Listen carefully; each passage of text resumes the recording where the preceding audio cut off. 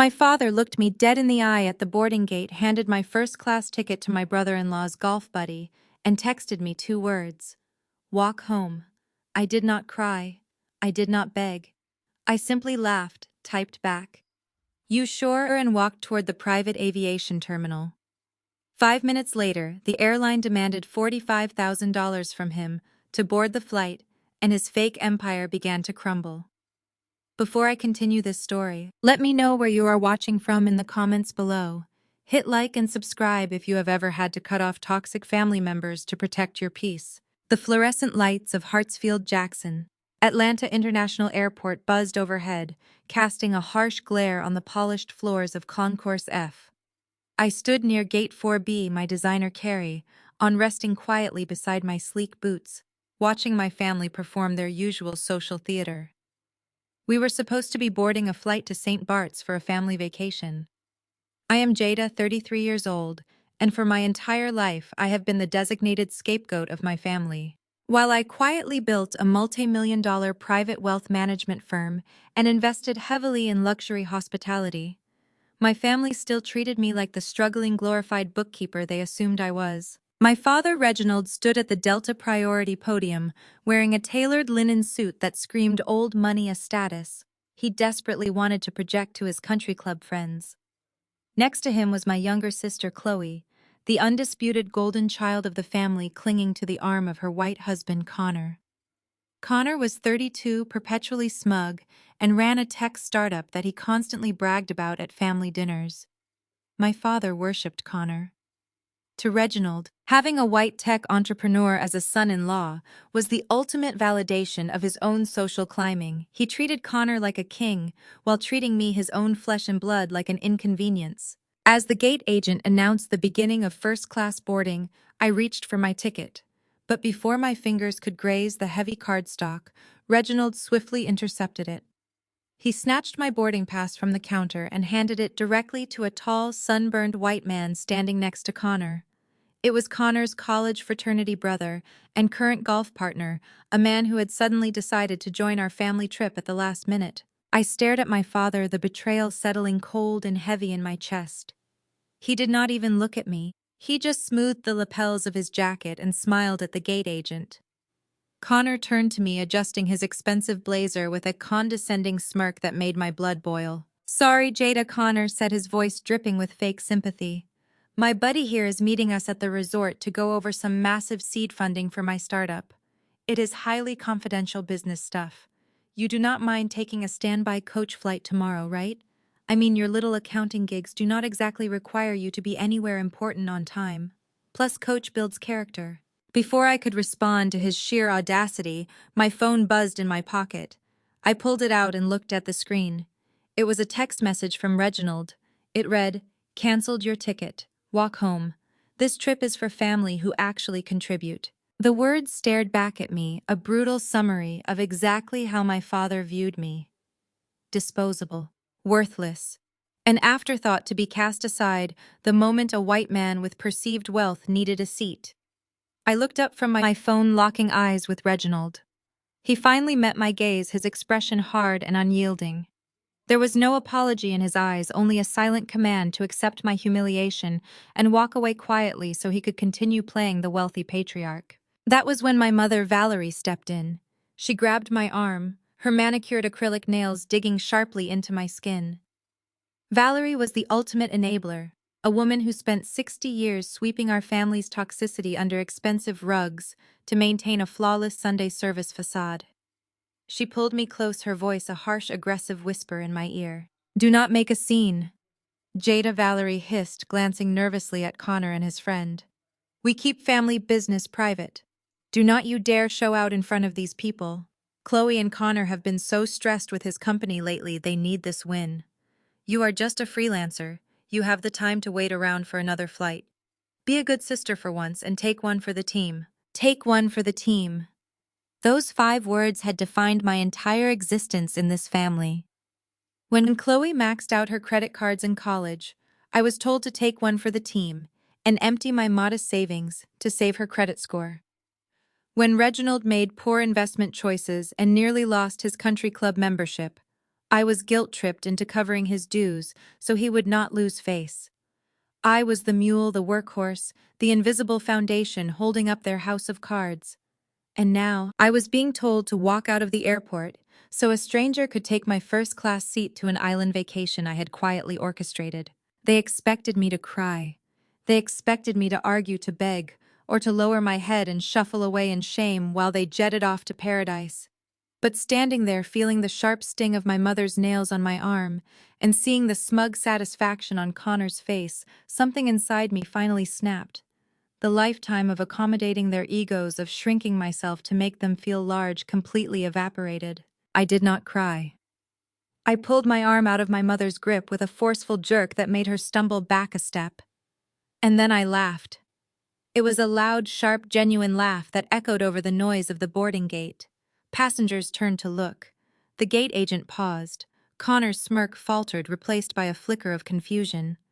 Reginald's jaw tightened as the attention he so desperately craved suddenly turned uncomfortable. I looked down at my phone, typed exactly 2 words in response to my father's cruel text, and hit send. "You sure?" I did not wait for a response. I did not offer an explanation. I simply turned on my heel, grabbed the handle of my designer carry-on, and walked away from Gate 4B. "Jada, where are you going?" Valerie called out, her voice pitching up in panic as people continued to stare. "Come back here and apologize to your father." I kept walking, the rhythmic clicking of my boots on the terrazzo floor, sounding like a ticking countdown. I did not head toward the airport exit. I did not walk toward the taxi stand or the rideshare pickup area. Instead, I bypassed the main commercial concourse entirely and navigated my way toward the private aviation terminal.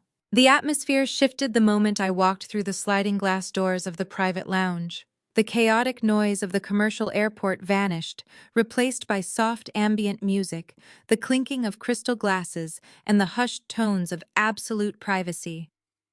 A sharply dressed concierge approached me immediately with a warm, recognizing smile. I reached into my purse and slid a heavy matte black titanium card across the polished marble desk. The concierge swiped it, her smile widening. "Welcome back, Miss Williams," she said smoothly. "Your Gulfstream G650 is fully fueled and waiting on the tarmac. Your pilots are ready whenever you are. Would you care for a mimosa while they finalize the flight plan?" I accepted the crystal flute of champagne and orange juice, walking over to the expansive floor-to-ceiling windows that overlooked the bustling tarmac below. From this elevated vantage point, I had a perfect, unobstructed view of the commercial gates. I took a slow sip of my mimosa, pulling my phone from my pocket and waiting for the inevitable explosion. Back at Gate 4B, the scene I had orchestrated was beginning to unfold exactly as I knew it would. Reginald stepped up to the priority boarding scanner, puffing his chest out as he handed over the remaining first-class tickets for himself, Valerie, Chloe, Connor, and the golf buddy. He expected the scanner to chime with a pleasant green light, ushering them onto the plane with deferential smiles. Instead, the machine emitted a harsh, glaring red light. "Access denied" flashed across the agent's screen. Through the glass, I could see Reginald's confident posture falter. He pointed at the machine, clearly arguing with the Delta agent. The agent, maintaining a polite but firm professional demeanor, tapped rapidly on her keyboard.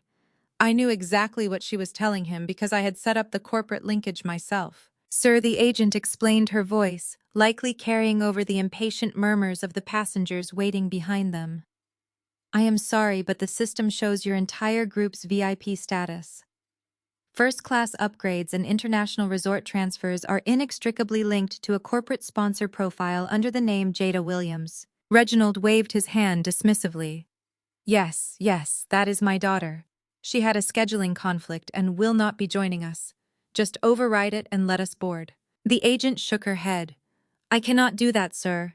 The corporate sponsorship dictates that the primary account holder must be present for the complimentary upgrades and the affiliated partner benefits to apply.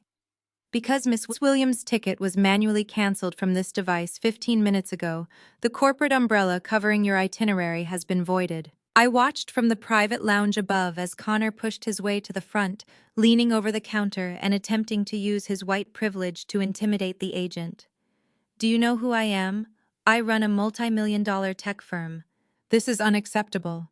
We have reservations at the Oasis Grand in St. Bart's. Just run the tickets. The agent did not flinch. Sir, your standard coach fares are still valid.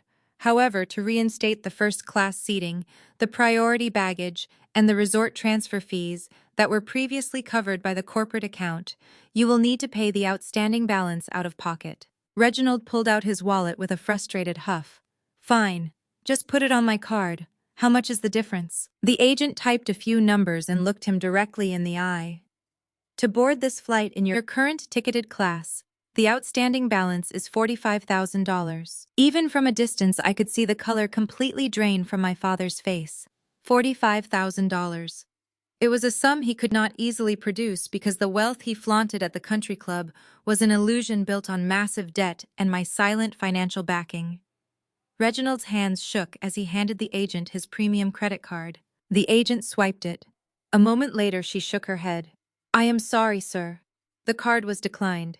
Connor's golf buddy shifted uncomfortably, realizing he was standing in the middle of a massive financial humiliation. Chloe's mouth dropped open in shock, her hands flying to her face as the passengers around them began to whisper and point. The pristine, wealthy image Reginald had spent decades cultivating was shattering in real time, right in the middle of a crowded airport terminal. Valerie immediately pulled out her phone, her fingers trembling as she dialed. Up in the private lounge, my phone began to vibrate violently against the glass table. I looked down at the screen. Mom calling. I let it ring. It went to voicemail. 10 seconds later, it rang again. Then a text message popped up. Jada, where are you? The airline is making a mistake. You need to come back here right now and fix this. Your father is furious. I took another sip of my mimosa, savoring the crisp chill of the champagne. I pressed play on the first voicemail. Valerie's voice poured out of the speaker, thick with panic and desperation. Jada, pick up the phone right now. They are telling us we owe $45,000 to get on this plane. Reginald's cards are not going through and Connor's friend is looking at us like we are crazy. You need to come back to the gate and use your corporate card to clear this up.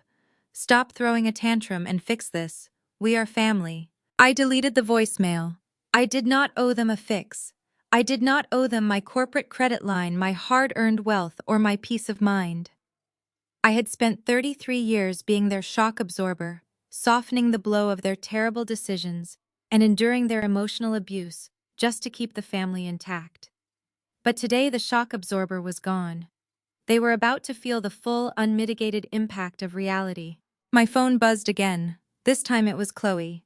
Jada, please tell me you did not actually leave. Connor is freaking out. His investor is right here. You are making us look broke. Come back and pay for the tickets. I promise I will make Dad apologize later. Please do not do this to me. It was always about Chloe. It was always about how my actions affected her life, her husband, her image. Not once did she ask how I felt being kicked off a flight I paid for. I silenced the phone, slipping it back into my designer bag as the concierge approached me. Miss Williams, your pilots are ready. You can board whenever you please. Thank you, I said, my voice calm and perfectly steady. I gathered my things and walked toward the private tarmac, the warm Atlanta air rushing to meet me as the glass doors slid open. I climbed the stairs to the Gulfstream, the sleek interior offering a sanctuary of quiet luxury. As I settled into my plush leather seat, I looked out the window one last time toward the commercial terminal. My father had told me to walk home. But I was not walking home. I was flying to my empire and leaving them stranded in the wreckage of their own making. I settled into the plush cream leather seat of the private lounge, the chilled crystal of my mimosa glass, grounding me in the present reality. Down the hall, the chaotic noise of the commercial terminal felt like a different universe. My phone screen lit up on the mahogany side table, vibrating relentlessly. My mother Valerie was calling for the 5th time in 3 minutes. I swiped the green accept button, disabled my microphone, and brought the phone to my ear. I did not say a word. I just listened. The audio that poured through the speaker was a symphony of pure, unadulterated panic. Connor was screaming. His voice echoed sharply, bouncing off the high ceilings of Concourse F. I could hear the heavy thud of their footsteps slapping against the airport tile. They were running. You told me you had this handled, Connor yelled, his breath ragged. You told me your family was an Atlanta dynasty, Reginald. I have a seed investor waiting at the resort. He flew in from London for this. If I miss this meeting, my startup is dead. Do you understand me? My company is dead. Reginald was panting heavily, the sound of his expensive leather loafers squeaking as he scrambled to keep up with his angry white son-in-law. Lower your voice, Connor, my father snapped, though he lacked his usual commanding boom. People are looking at us. We just need to find Jada. She is throwing one of her little fits. She will put the card down once I talk some sense into her. I took a slow sip of my drink, savoring the fresh orange juice and vintage champagne. A little fit. That was what he called revoking the financial life support I had been providing them for over a decade. Over the speaker, I heard my sister Chloe sobbing loudly. It was her signature performative wail, the one she usually deployed to get out of trouble or demand a new designer handbag. Why does she always ruin everything? Chloe cried, her voice hitching as she ran in her uncomfortable heels. She could have just swiped her card. Why is she being so selfish? She paid $50,000 when the caterers threatened to walk out at my wedding. She paid the property taxes on your estate last year when the bank sent that notice. She always pays. Why is she doing this to me today? I stared at the bubbles rising in my glass. Hearing my sister weaponize my own generosity against me was sickening, but it was exactly the closure I needed. Chloe had just summarized my entire existence in this family. I was not a daughter. I was not a sister. I was an emergency fund.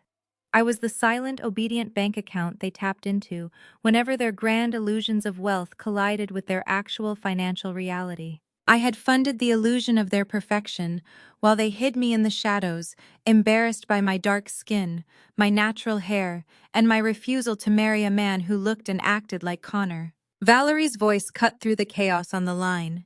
She has her location sharing turned on. She forgot to disable it on the family tracking app. She is at the signature flight support terminal. It is a 10-minute walk if we hurry. Leave the bags, Reginald ordered.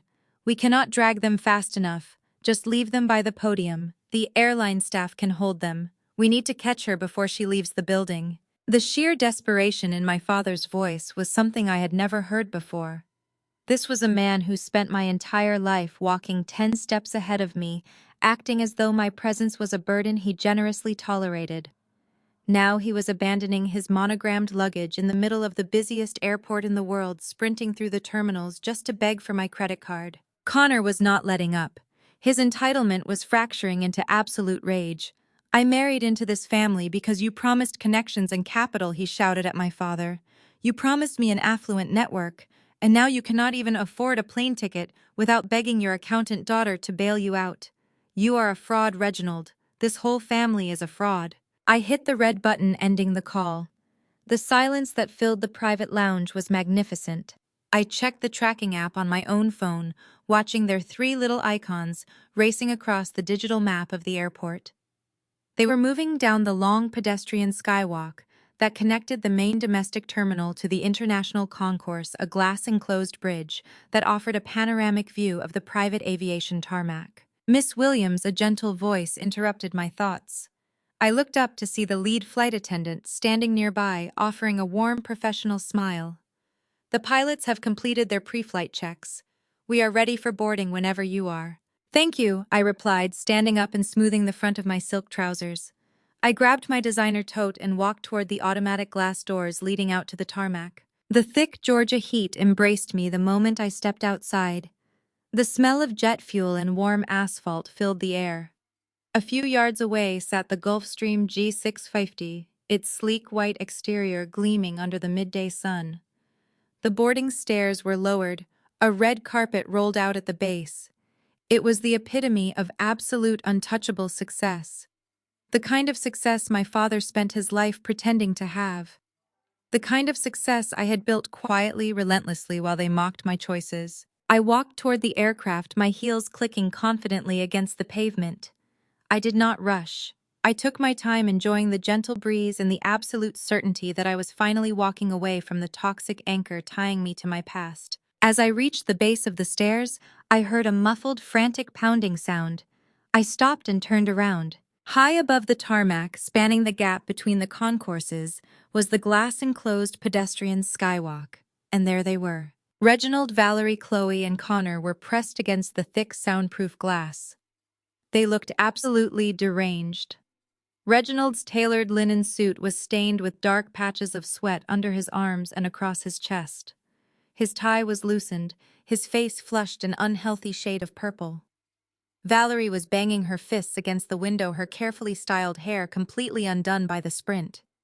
Chloe was visibly crying, her makeup running down her face, pointing wildly at me. Connor stood slightly behind them, his face pale, his hands on his head in pure disbelief. They looked down at me, and I looked up at them. The physical distance between us was only about 50 feet, but the social and financial distance was a canyon they could no longer cross. I raised my right hand, holding up my crystal glass in a silent, mocking toast. I took a slow sip of the mimosa, keeping my eyes locked dead on my father. I could see his mouth moving, screaming something I could not hear, demanding I come back to fix the mess he created. He was commanding me to return to my designated place at the bottom of the family hierarchy. I lowered the glass, smiled, and turned my back on them. I grasped the handrail and stepped onto the staircase of the private jet. The flight attendant welcomed me aboard, pulling the heavy cabin door shut behind me. The heavy clack of the locks engaging was the most satisfying sound I had ever heard. I settled into the oversized leather captain's chair, buckled my seatbelt, and instructed the pilots to take off. I was going to my island, and they were going nowhere. I watched them through the thick oval window of the Gulf Stream. My father's fist hammered against the terminal glass. The sound could not penetrate the reinforced cabin walls, but his rage was palpable. The veins in his neck stood out and his face contorted in a way that used to send me running to apologize for things I never even did. Not today. My phone lit up again. This time the caller ID flashed Reginald. Not Dad. I took a breath, pressed accept, and brought the phone to my ear. Jada, his voice barked through the speaker, vibrating with that familiar authoritarian tone he used to terrify me into submission when I was a child. You have exactly 1 minute to get off that plane, march your behind back to the main terminal, and fix this ticketing error.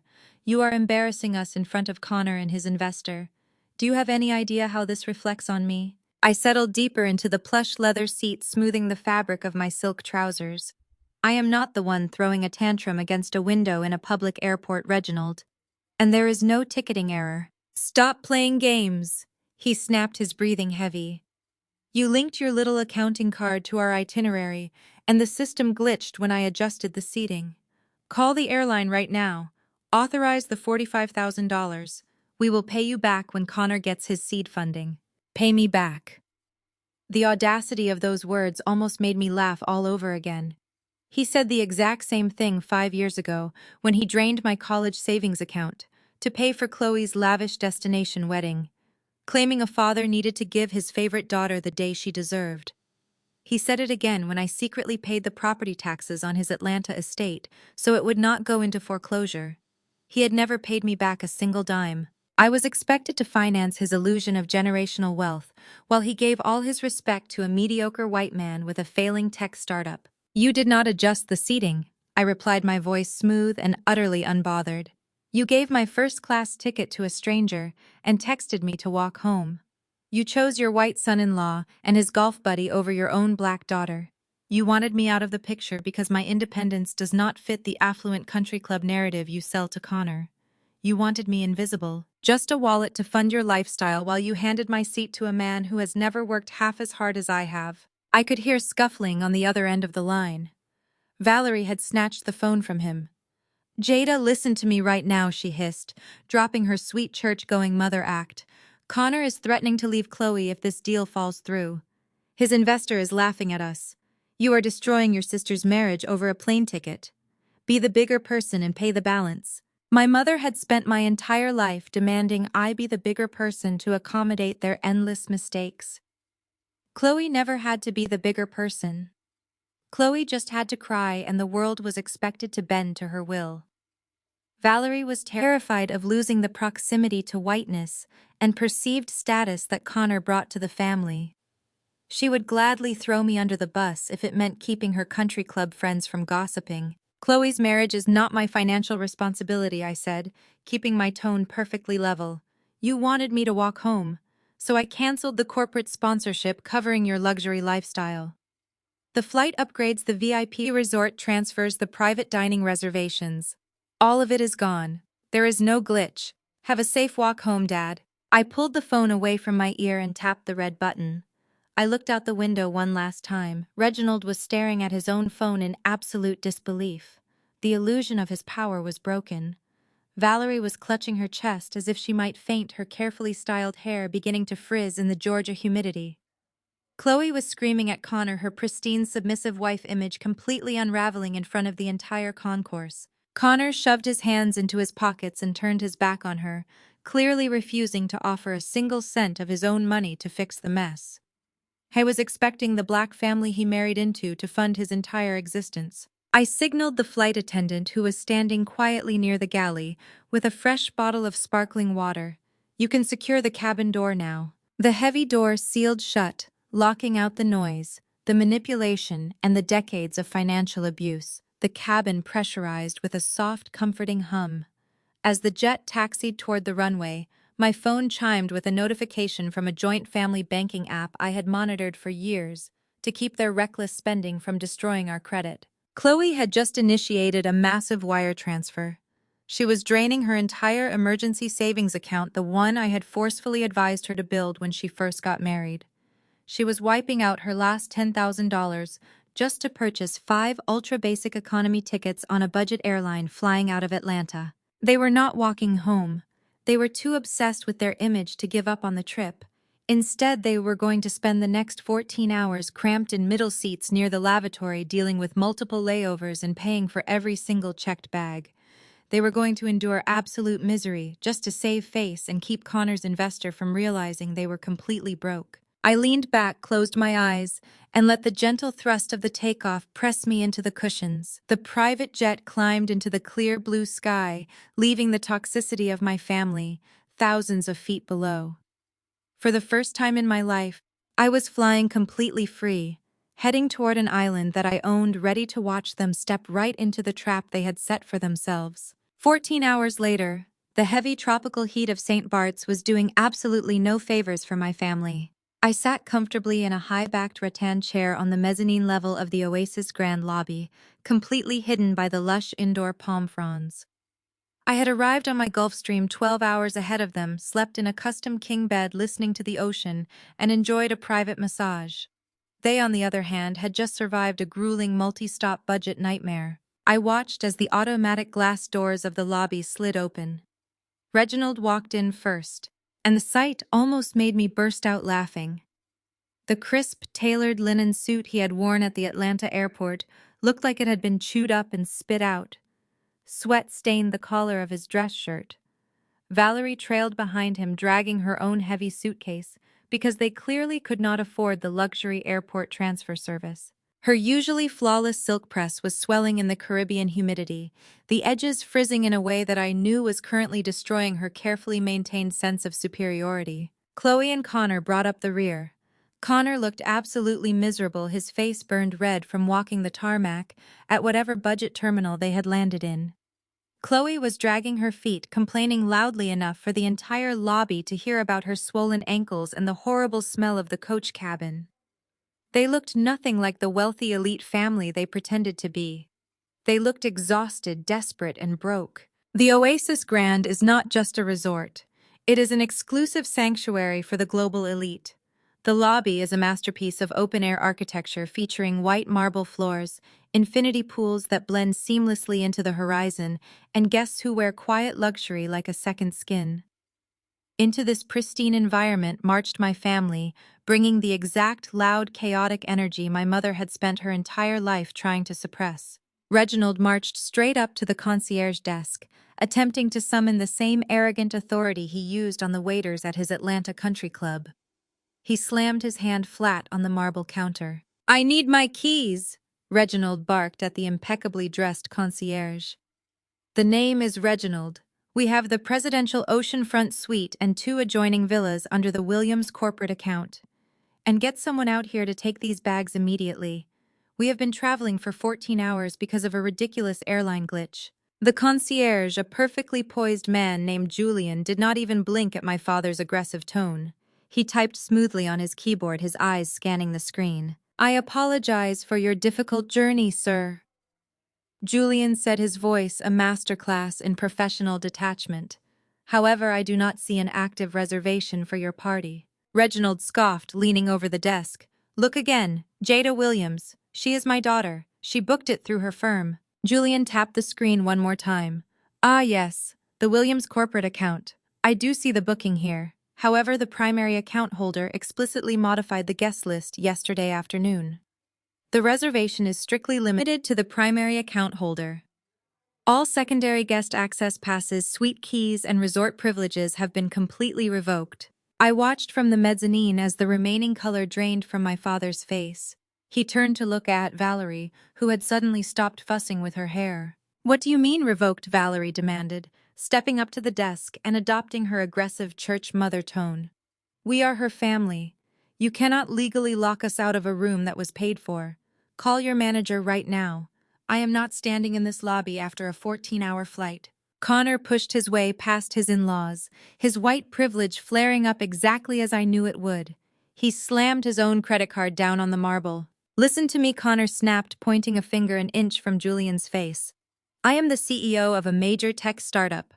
I have a seed investor waiting for me in the private dining room of this exact hotel. I do not care what some petty accountant told you to do.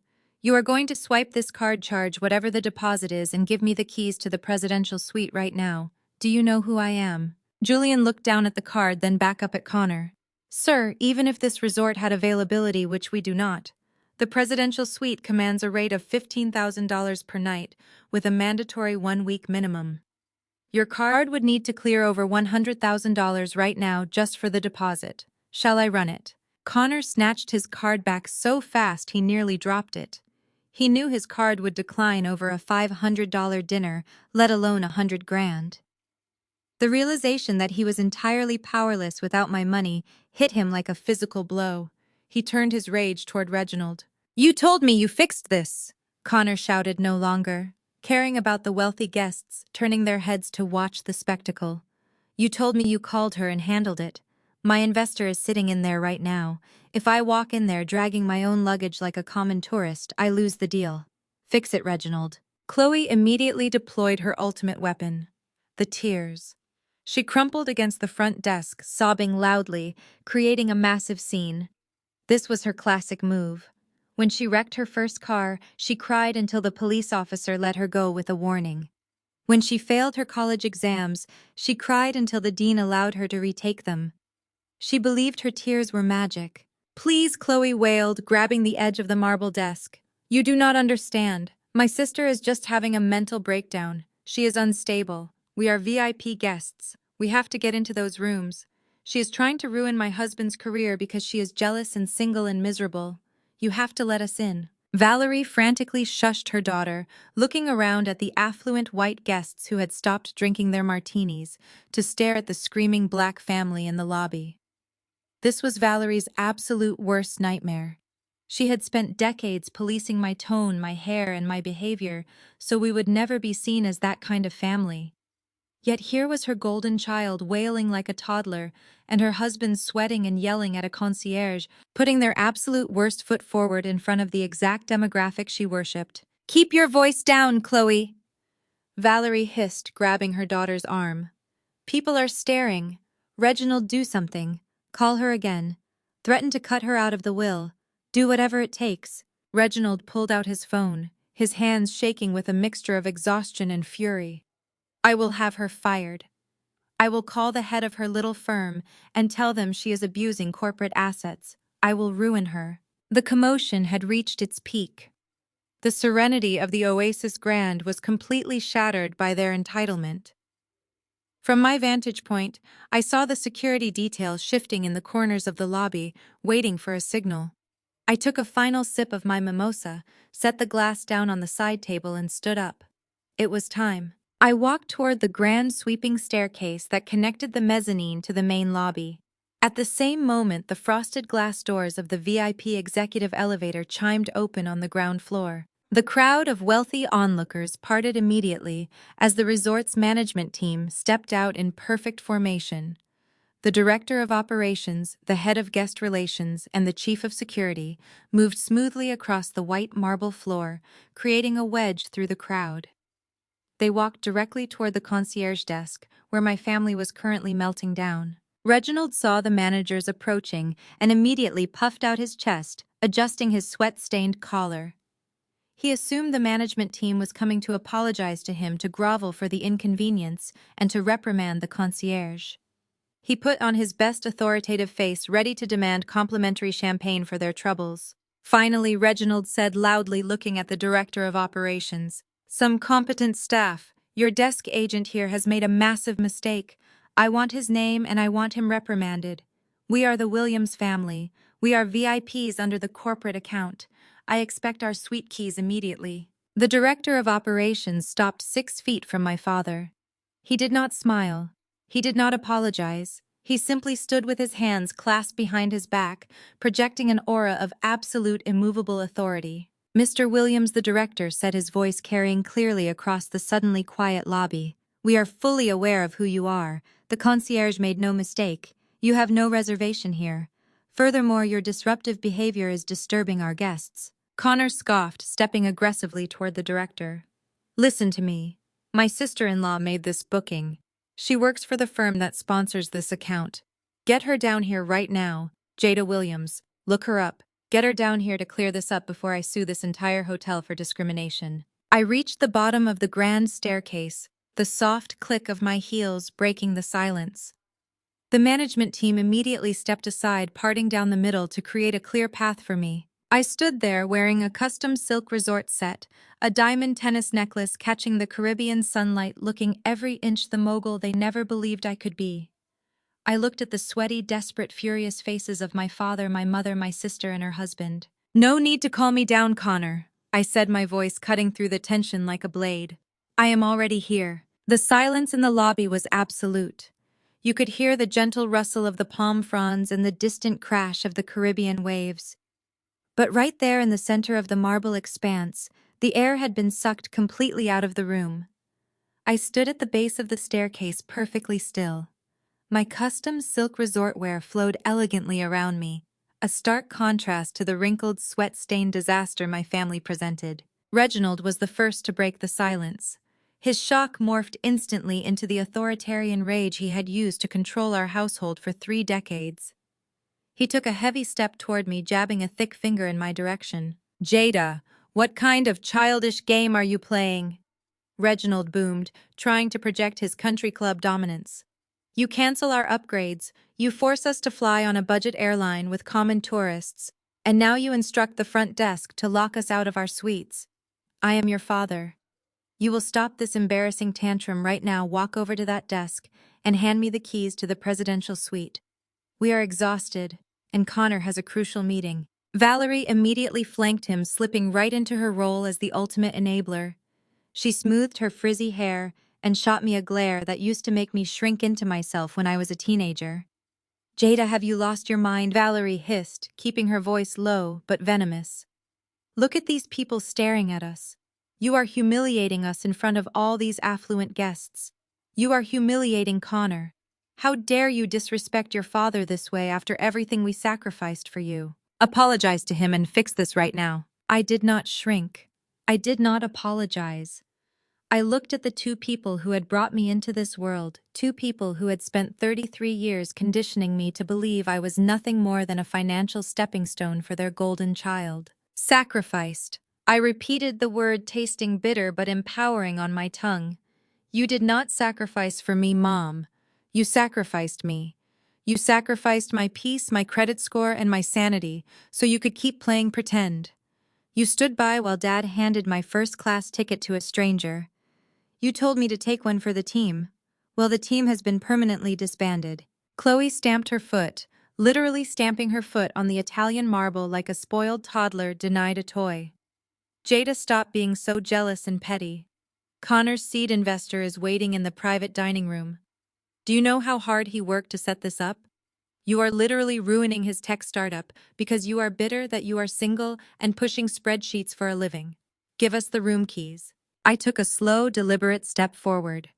The director of operations stepped perfectly in sync with me, a silent, powerful testament to exactly who held the authority in this room. I am not giving you a key to a single room in this building, I said, my voice projecting crisp and clear. You still do not understand the reality of your situation. You marched in here demanding access to a corporate account that you bled dry.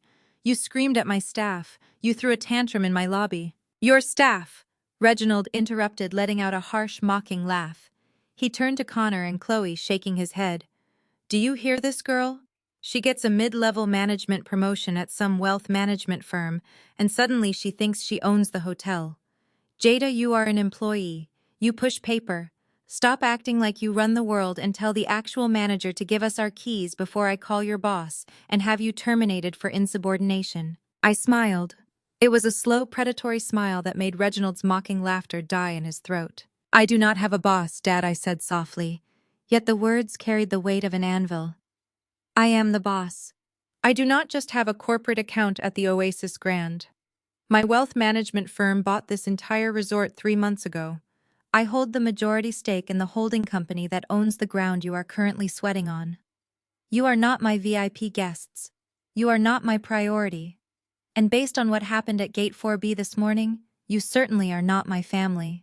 The words hung in the air. The color rapidly drained from Valerie's face. She looked around the lobby, her eyes wide, finally noticing the way the executive management team deferred to me. The way the security guards watched my hands for signals. The absolute, undeniable truth of my ownership. Her knees buckled slightly and she grabbed Reginald's arm for support. Reginald's mouth opened and closed. The patriarch who had spent his life valuing assets, property, and prestige over his own black daughter was suddenly standing in a property worth hundreds of millions of dollars, owned entirely by the woman he had told to walk home.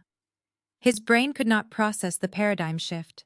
He had bet his entire legacy on a white son-in-law with a flashy pitch deck, while completely ignoring the daughter quietly building an empire. That is a lie, Connor shouted, breaking the shocked silence. Connor pushed past my father, his face flushed and angry, mottled red.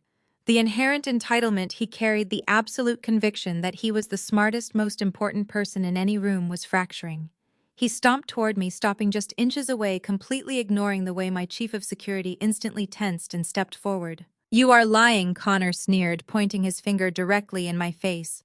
You are a fraud, Jada. There is no way a glorified diversity hire accountant bought a luxury Caribbean resort. You are running some kind of scam to make yourself look big because you are jealous of my success. You canceled our reservations out of pure spite. Connor jabbed his finger closer to my face. I am going to call my lawyers the second I get out of this lobby. I am going to sue you and whatever firm you actually work for. I will sue for emotional distress, breach of contract, and business interference. You are going to lose your job. You are going to lose whatever little money you have saved up, and I am going to make sure you never work in finance again. Now tell your little rent-a-cops to back off and get me the manager of this hotel. I did not flinch. I did not step back. I looked at this mediocre man, this parasite who had drained my family's finances while disrespecting me at every turn. I looked at the finger pointed in my face and felt an absolute icy calm wash over me. I turned my head slightly toward the chief of security. Remove him from my property, I ordered, my voice ringing with total authority. Escort all 4 of them off the premises immediately. If they resist, involve the local authorities for trespassing. The security team moved instantly, stepping between me and my family, their large frames easily pushing Connor back. Reginald began shouting. Valerie started crying, and Chloe shrieked in absolute terror as the reality of their expulsion set in. But before the guards could drag Connor through the sliding glass doors, I raised my hand. Wait, I said. The guards paused, holding Connor by his expensive, wrinkled blazer. He glared at me, panting heavily, a triumphant smirk, trying to fight its way back onto his face. He thought I was backing down. He thought the ingrained habit of bailing them out was kicking in. I stepped up to him, close enough to smell the stale airplane air on his clothes. I looked past him to my sister, who was watching me with wide, fearful eyes, and then to my father, who was completely paralyzed by the collapse of his carefully curated world. Remove him from my property, I repeated softly, keeping my eyes locked on Connor. But keep his phone. Connor's smirk vanished instantly. A look of sheer, unadulterated panic flashed across his pale face. He instinctively reached for his pockets, but the security guards already had his arms secured. "What are you talking about?" Connor stammered, his voice suddenly pitching an octave higher. "You cannot take my phone. That is illegal." I stepped back and offered him a freezing, merciless smile. "You are going to want to leave it behind, Connor, because when the SEC finishes executing the warrant they just served at your Atlanta headquarters 5 minutes ago, they are going to want to see every single text message, offshore bank transfer, and fraudulent investor pitch saved on that device. Have a safe walk to the motel." I sat on the open-air terrace of Le Rivage, one of the most exclusive dining spots in St. Bart's, enjoying a plate of seared scallops. The ocean breeze was cool against my skin. I scrolled through social media while I ate. My sister's Instagram page was a digital ghost town. Usually, Chloe posted 10 times a day on vacation. Champagne toasts, designer sunglasses, perfectly angled bikini shots. Today there was absolutely nothing. Total radio silence. I knew exactly why. My security team had tracked their departure from my resort. They had been forced to check into a dilapidated 2-star motel on the opposite industrial side of the island. It was the kind of place with peeling paint, noisy window air conditioning units, and zero room service. You cannot post aesthetic travel vlog content when your background is a chain-link fence and a drained swimming pool. Their pristine, wealthy image was rapidly decaying in the Caribbean heat. I took a sip of my sparkling water, savoring the tranquility, but the peace did not last. A shadow fell over my table. I looked up to see my mother standing there, gripping the back of the empty chair opposite me so hard her knuckles were pale. Valerie looked entirely out of her element. Her signature silk blouse was wrinkled, and her usually immaculate hair was battling the coastal humidity and losing. The frantic, wild look in her eyes told me she had spent the last 24 hours spiraling. She pulled the chair out and dropped into it without an invitation. "Jada," Valerie hissed, keeping her voice low but vibrating with absolute rage. "Do you have any idea what you have done?" I picked up my fork and cut a piece of scallop. "I ate a wonderful dinner, Mom. What are you doing here? I thought you would be enjoying your budget accommodation." She slammed her hand on the table, making the silverware rattle. "Do not you dare use that tone with me. I am your mother." We spent the night in a filthy room that smelled like mildew. Connor refused to even sleep in the bed. He sat in a plastic chair all night, threatening to leave Chloe. "You have pushed this family to the brink of collapse." I chewed my food slowly, swallowed, and wiped my mouth with a linen napkin. "I did not push you anywhere. I simply stopped paying for your delusions. There is a very big difference." Valerie leaned forward, her eyes narrowing as she pulled out her ultimate weapon, the generational guilt trip. "After all the sacrifices we made for you as a Black family, this is how you repay us.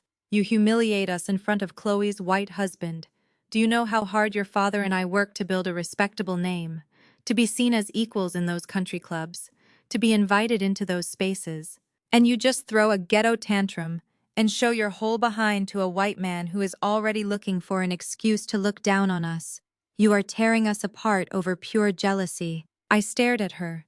The sheer audacity of her words was breathtaking, but unfortunately completely expected. For my entire life, Valerie had used the struggles of Black excellence to justify her toxic enabling.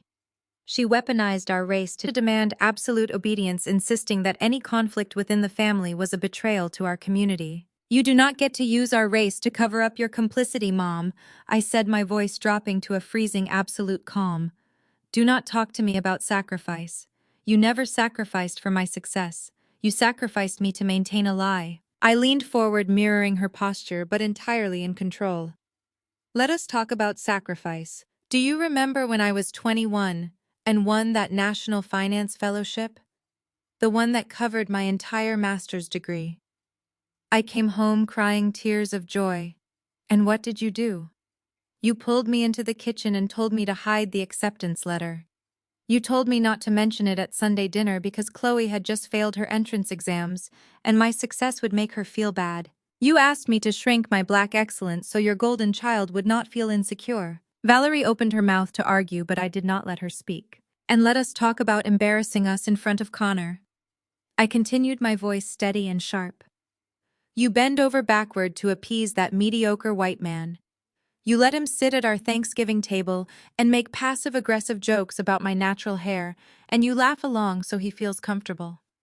You watch Dad take out a second mortgage on the Atlanta house just to fund Connor's fake lifestyle, and you signed the papers right next to him. You protected a con artist because he had blue eyes and a flashy suit, and you treated your own black daughter like a heavily taxed bank account. Valerie's breath hitched. She looked around the restaurant, terrified that the wealthy patrons at the surrounding tables were listening to her life unravel. "Keep your voice down," she pleaded, her eyes darting nervously. "You are misrepresenting everything. I did what I had to do to keep peace in our home. Your father is a proud man. He needs things a certain way. You chose your peace over my protection," I stated cleanly. "You watched him emotionally abuse me for decades. You handed him the weapons and then you smiled and poured the sweet tea. You do not get to play the victim now that the bill is finally due." Tears welled up in Valerie's eyes, the manipulative kind she used at church when she wanted sympathy. "Jada, please. You have made your point. You have the money. You have the power. Just pay the hotel bill so we can salvage the rest of this trip. Connor's investor is still on the island. If you just give us one of the villas, we can pretend this never happened. We can fix this." I leaned back in my chair, looking at the woman who had birthed me.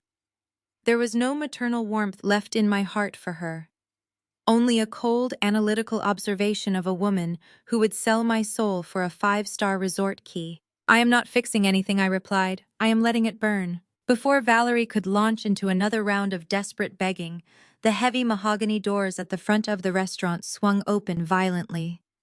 The maitre d' stepped forward with a panicked expression, trying to block the path of three people pushing their way into the dining room. I looked past my mother's shoulder and felt a sharp thrill of anticipation. Reginald, Chloe, and Connor were storming across the dining room floor, heading straight for my table. Reginald looked furious, his fists clenched at his sides. Chloe was trailing behind him, looking utterly miserable in a cheap sundress. But it was Connor who led the charge. His face was twisted in an ugly snarl, all his refined tech bro manners completely abandoned. He thought he was coming to intimidate me. He thought numbers and volume would force me into submission. I had no idea he was walking straight into an execution. Reginald reached the table first, his chest heaving under his wrinkled linen suit. He slammed both hands flat against the mahogany surface, causing my silverware to rattle.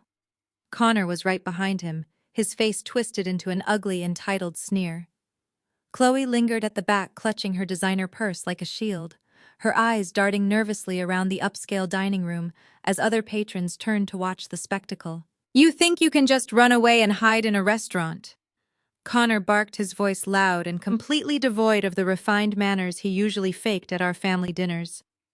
"You think you can throw your weight around because you bought a few shares in a hotel? You are nothing but a glorified bookkeeper, Jada. A human calculator who crunches numbers for people who actually build things. I am a creator. I am a founder. Now you are going to pick up your phone call, your little security team, and tell them to let us back into our suites before I ruin whatever pathetic career you have managed to scrape together." I did not flinch. I took a slow sip of my sparkling water, letting the cool liquid soothe my throat. I looked at Reginald, who was standing there letting a white man speak to his black daughter like she was garbage on the bottom of his shoe. My father did not defend me. He never did. He simply nodded in agreement with Connor, crossing his arms over his chest to project an authority he no longer possessed. "You heard him," Jada. Reginald commanded, his voice dripping with paternal disappointment. "You have caused enough damage today. You are acting like an ungrateful, bitter child. Connor has a massive seed investor waiting for him on this island. He is on the verge of a multi-million-dollar breakthrough. You are going to stop this ghetto behavior, apologize to your brother-in-law, and fix our accommodations. Do not make me tell you again." Valerie immediately chimed in, reaching out to stroke Reginald's arm in a pathetic display of submission. "Listen to your father," she pleaded, leaning over the table. "We can still salvage this trip if you just do the right thing. Stop trying to compete with Connor. You will never win." I carefully set my water glass down.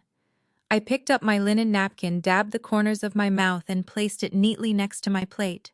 The sheer arrogance radiating from Connor and the blind, pathetic loyalty radiating from my parents was a cocktail of delusion I was about to permanently shatter. Did you really think I built a private wealth empire by just balancing checkbooks? I asked softly. My voice was calm, but the temperature at the table plummeted. I looked directly at Connor. You call yourself a founder. You call yourself a creator. But creators actually build things. All you have ever built is a house of cards financed by the very black family you constantly belittle. Connor let out a harsh, barking laugh, shaking his head as he looked at my father. She is delusional, Reginald. Your daughter has completely lost her mind. Tell her to give us the keys before I walk away from this family entirely. I reached down into my designer leather tote resting on the chair beside me. My fingers brushed the smooth, cool surface of the thick red folder I had brought with me. I pulled it out and tossed it onto the center of the dining table. The heavy thud of the paperwork hitting the wood silenced Connor mid-laugh. "What is that?" Chloe asked, her voice trembling slightly as she stepped out from behind her husband. "That is your reality check," I said, tapping my manicured fingernail against the red cover. As a top-tier private wealth manager, my firm specializes in intense, unyielding due diligence. We audit fortunes. We investigate acquisitions. We find the hidden numbers that people try to bury. So when Dad spent the last 2 years bragging at Sunday dinner about Connor's revolutionary tech startup being the future of this family, I did what I do best. I did my job. Reginald frowned, his eyes dropping to the red folder. "What are you talking about?" "Connor's company is preparing for Series B funding. He has proprietary algorithms." "There are no algorithms." "Dad," I stated clearly, watching the color begin to drain from Connor's face. "There is no software. There is no tech startup. Synergy Cloud is a ghost company. The entire corporate structure is a shell. Connor has not pitched to a legitimate venture capitalist in 24 months. He took the initial seed money he raised 3 years ago and used it to buy his Porsche, his country club membership, and those tailored suits he wears to insult me in my own home." "That is a lie!" Connor shouted, slamming his hand on the table. His voice cracked, a high-pitched sound of absolute terror slipping through his arrogant facade. "She is fabricating documents because she is a jealous, lonely woman. Do not look at that folder, Reginald. It is all fake." I opened the red folder and flipped to the first highly highlighted page, turning it so my father could read the undeniable forensic accounting. "Connor ran out of seed money 18 months ago." I continued, my words striking like physical blows. "But he could not give up the wealthy lifestyle he promised Chloe. So he needed a new source of revenue, a new mark. He realized he had a status-obsessed father-in-law who was so desperate to brag about having a successful white tech CEO in the family that he would overlook every single red flag." Reginald's eyes widened as he stared at the banking statements I had laid out. His breath hitched. He reached out with a trembling hand, tracing the highlighted routing numbers. "You told Mom you were diversifying your portfolio," I said to my father, my voice completely devoid of pity. "You told her you were securing your legacy. But what you actually did was secretly liquidate your entire pension and your 401k. You handed $750,000 to Connor in a series of untraceable wire transfers because he promised you a 20% return on his fake equity." Valerie let out a strangled gasp. She stumbled backward, bumping into a waiter who quickly sidestepped her. "Reginald," she shrieked, her hands flying to her face. "Reginald, tell me that is not true. Tell me you did not give him our retirement money." Reginald could not speak. His mouth hung open, his eyes fixed on the undeniable proof of his own catastrophic stupidity. He had sold out his own flesh and blood to elevate a man who was actively robbing him blind. The racial and social dynamics he had worshipped had literally bankrupted him. Connor was sweating profusely now. The Caribbean heat had nothing to do with it. Dark patches bloomed under the arms of his expensive blazer. He took a step backward, his eyes darting toward the restaurant exit. "This is a misunderstanding." Connor stammered, his hands raised defensively. "The market pivoted. I had to reallocate funds to cover development costs. It is not missing, it is just tied up in research and development. It is tied up in your gambling debts and offshore accounts." I corrected him, flipping to the next page of the dossier. "But stealing from a foolish old man was not enough to sustain your burn rate, was it, Connor? You needed more capital to keep up appearances." I looked at my sister. Chloe was staring at her husband, her perfect manicured facade crumbling into pure horror. She had spent her entire life believing she was the superior sibling because she married well, because she secured the bag, because she played the role of the beautiful, submissive wife. "Chloe," I said softly, commanding her attention. "Look at the signature on these commercial loan agreements." Chloe stepped up to the table, her hands shaking so violently she could barely hold the paper. She stared at the digital copies of the lending contracts. "I did not sign these," Chloe whispered, tears immediately spilling over her lashes. "I never saw these documents, Jada. I swear I did not sign these." "I know you did not," I replied. "Connor forged your signature. He used your social security number, your pristine credit score, and the equity in your home to take out 3 massive commercial loans. He was running a textbook Ponzi scheme, paying off his early creditors with the fraudulent loans he took out in your name." Chloe let out a piercing, devastated wail. She turned to Connor, her fists clenched. "You forged my name," she screamed, hitting him in the chest. "You stole my credit. You told me the business was thriving." Connor stumbled backward, putting his hands up to shield himself from her weak blows. He was completely cornered, the inescapable reality of federal wire fraud closing in on him. I watched as his white privilege, the very shield he had used to intimidate my family for years, shattered into a million useless pieces because the math simply did not care who he was. He had nothing left, no money, no power, and no escape. Chloe's hands shook so violently that the printed commercial loan agreements rattled loudly against the mahogany table. She stared at the digital copies of her own forged signature, her perfectly manicured nails trembling as she traced the ink. She turned her wide, tear-filled eyes toward her husband. "Tell me she is lying." "Connor," Chloe pleaded, her voice cracking into a desperate whisper. "Tell me you did not forge my signature. Tell me you did not use my social security number to take out millions in debt." She reached out to grab his sleeve, needing him to be the brilliant tech founder my father had always claimed he was. Instead, Connor ripped his arm away from her touch with such force that she stumbled. The confident, untouchable tech bro facade completely dissolved, loosely dark wet patches blooming across his expensive blazer. His pale skin had taken on a sickly ashen hue. The inherent entitlement he carried, the shield of white privilege he had used to intimidate my family and command respect at our dinner table, was shattering into a million useless pieces.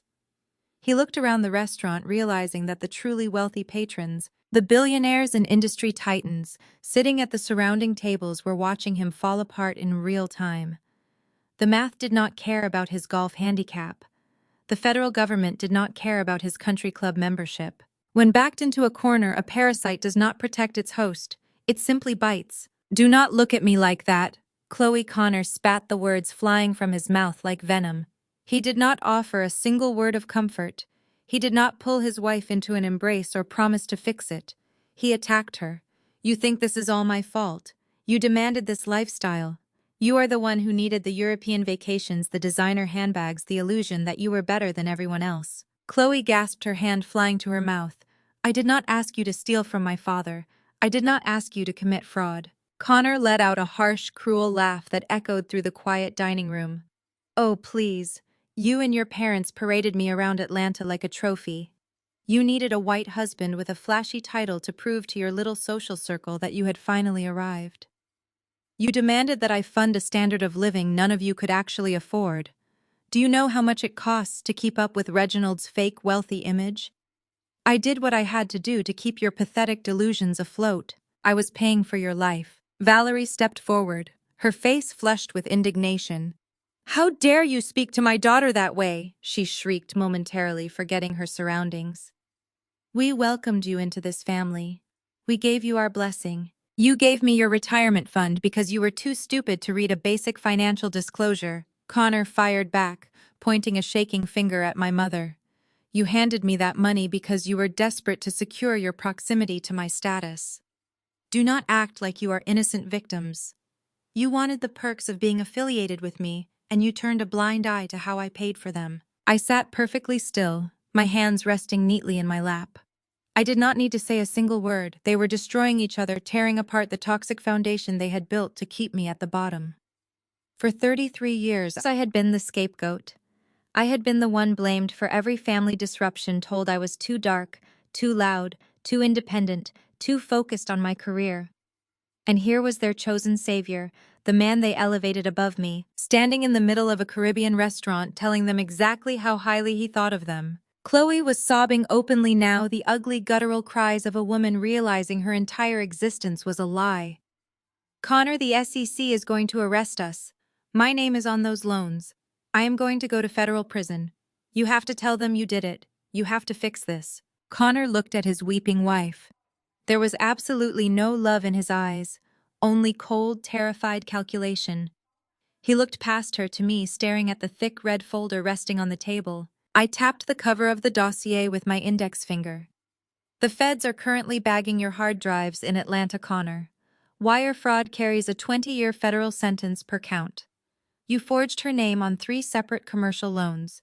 They already have the paper trail.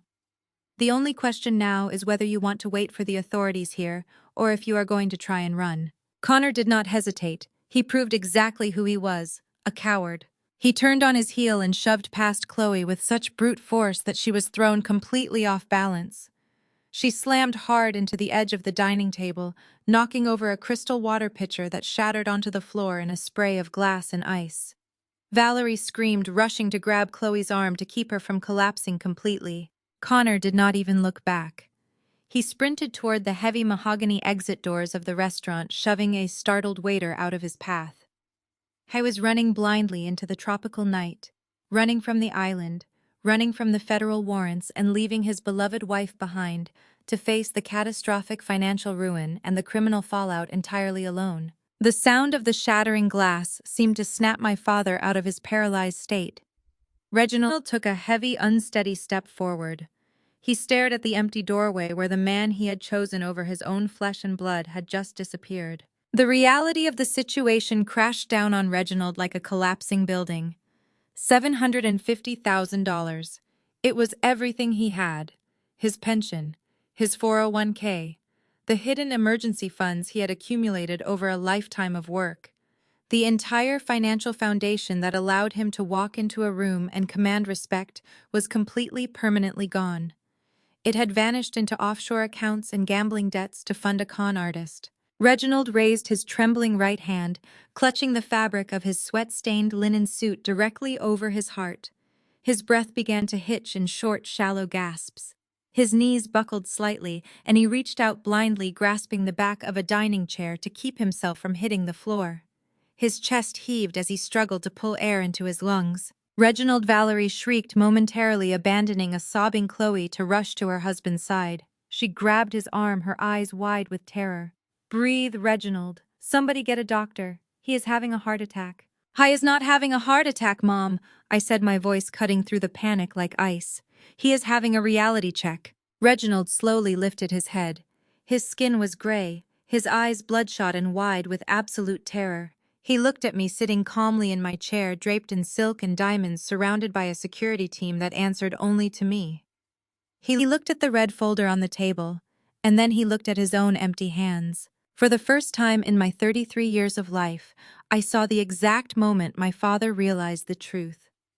He realized he had traded the only loyal, brilliant, hardworking daughter he had for a charming thief. He had demanded I walk home completely unaware that he had just handed the keys to his entire life to a man who would leave him to die in the dirt. Reginald opened his mouth, trying to speak, trying to summon the patriarchal authority that had shielded him for 6 decades. But no words came out. He was completely bankrupt, morally, socially, and financially.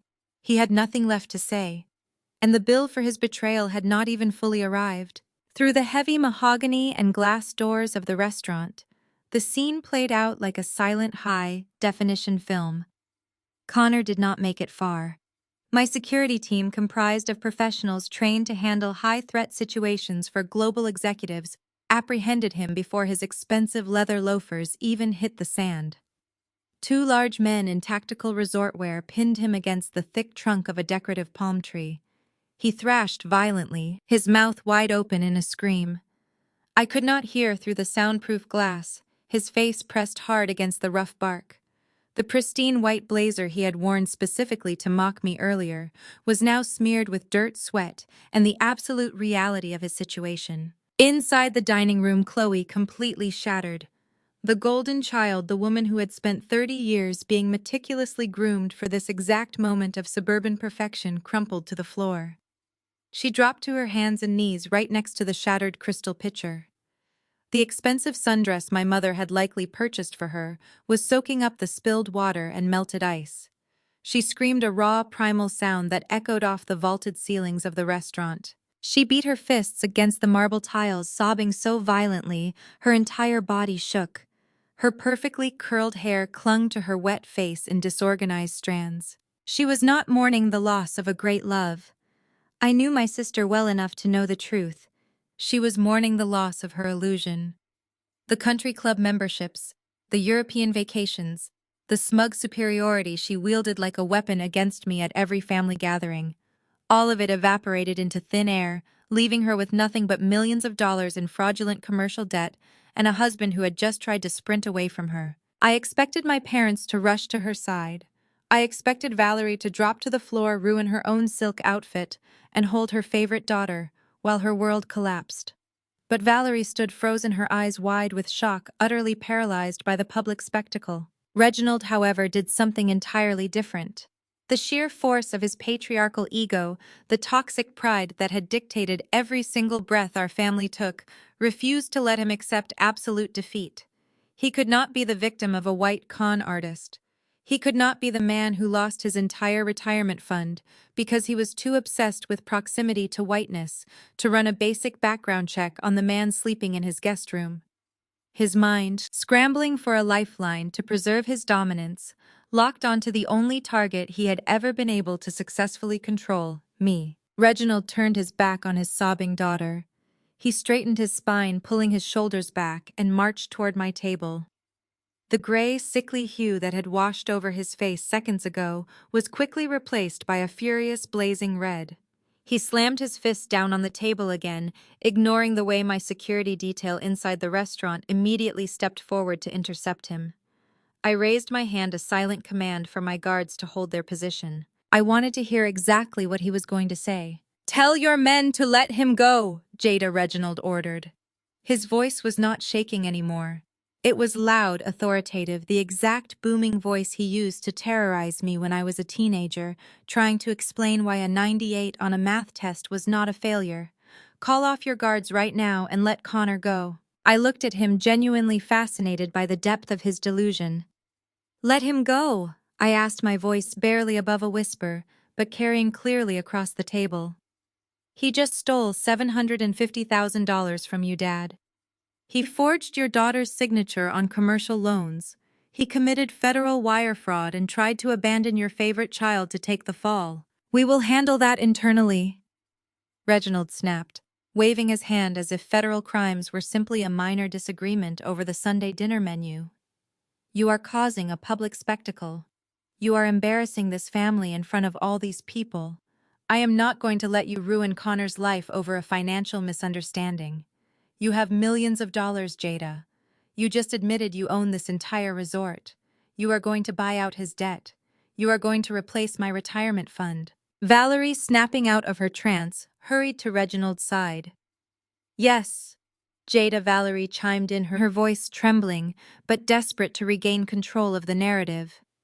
"You have the money. You can make all of this go away.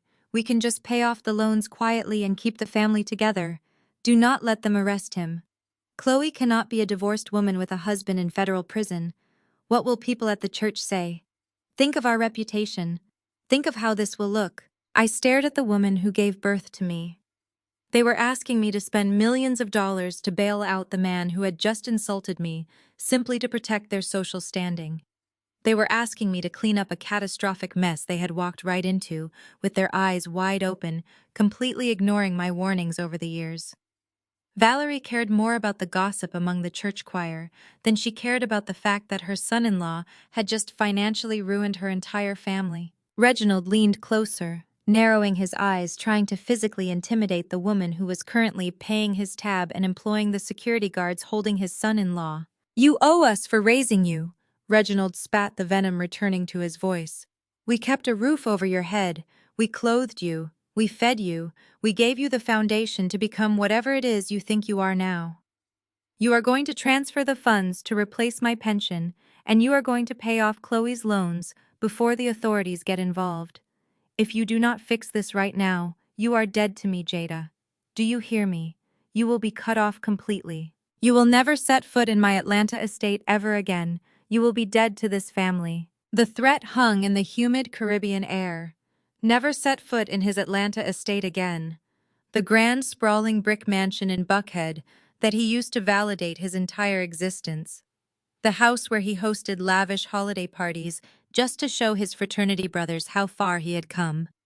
The house with the perfectly manicured lawn and the sweeping driveway where I was always relegated to the background, told to help in the kitchen while Chloe entertained the guests. He viewed that house as his ultimate kingdom, the physical manifestation of his superiority over me. I looked down at my plate. The seared scallops were completely cold now. I reached over and picked up my crisp, white linen napkin. I slowly wiped the corners of my mouth, folded the fabric with deliberate precision, and set it down neatly next to my sparkling water. I pushed my chair back and stood up. The silence in the restaurant was absolute. The other patrons were watching us like we were a live theater performance. Even Chloe had stopped screaming, reducing her breakdown to ragged, gasping sobs as she watched me from the floor. She looked up at me with mascara running down her cheeks, her eyes begging me to do what I had always done: yield, capitulate, hand over the money and save her. I smoothed the front of my silk trousers, taking a slow, steady breath. I looked at Valerie, whose eyes were wide with desperate hope that I would submit to her husband's demands. Then I looked at Reginald. He stood tall, his chin jutted out, waiting for me to bow my head and open my checkbook. He truly believed his estate, his name and his conditional love were the most valuable things in the world. He believed his threat of exile was the ultimate weapon, the one thing that would break my spirit and force me back into line. He had no idea I was about to drop the final guillotine. I stood at the head of the dining table, looking down at the man who had terrorized my self-esteem for 3 decades. Reginald was breathing heavily, his chest puffing out in his wrinkled linen suit. He truly believed his threat held weight. He genuinely believed that banning me from his sprawling brick mansion in Buckhead was the ultimate punishment. That house was his crown jewel. It featured massive white pillars, a sweeping circular driveway, and a perfectly manicured lawn that he paid a landscaping crew thousands of dollars a year to maintain. It was the physical proof he paraded in front of his fraternity brothers in his church congregation to validate his existence. He thought denying me access to those marble floors would break my spirit. I let the silence stretch. I let the wealthy patrons of the restaurant watch the great Reginald Williams try to command a daughter who had long outgrown his shadow. "You are banning me from the Atlanta estate," I asked, my voice carrying a quiet, lethal amusement. "You are cutting me off from the family home." "Yes, I am," Reginald barked, emboldened by what he mistook for my hesitation. "You will not set foot on my property until you learn respect. You will fix this situation with Connor. You will restore my retirement accounts, or you are no longer welcome under my roof. You will be a disgrace to this family." I reached back into my designer leather tote. My fingers bypassed the extra copies of the financial audits and grasped a crisp white manila envelope. I pulled it out and held it casually in my left hand. "There is a very significant flaw in your threat, Dad," I said smoothly. "You cannot ban me from a property you do not own." Reginald scoffed, waving his hand dismissively.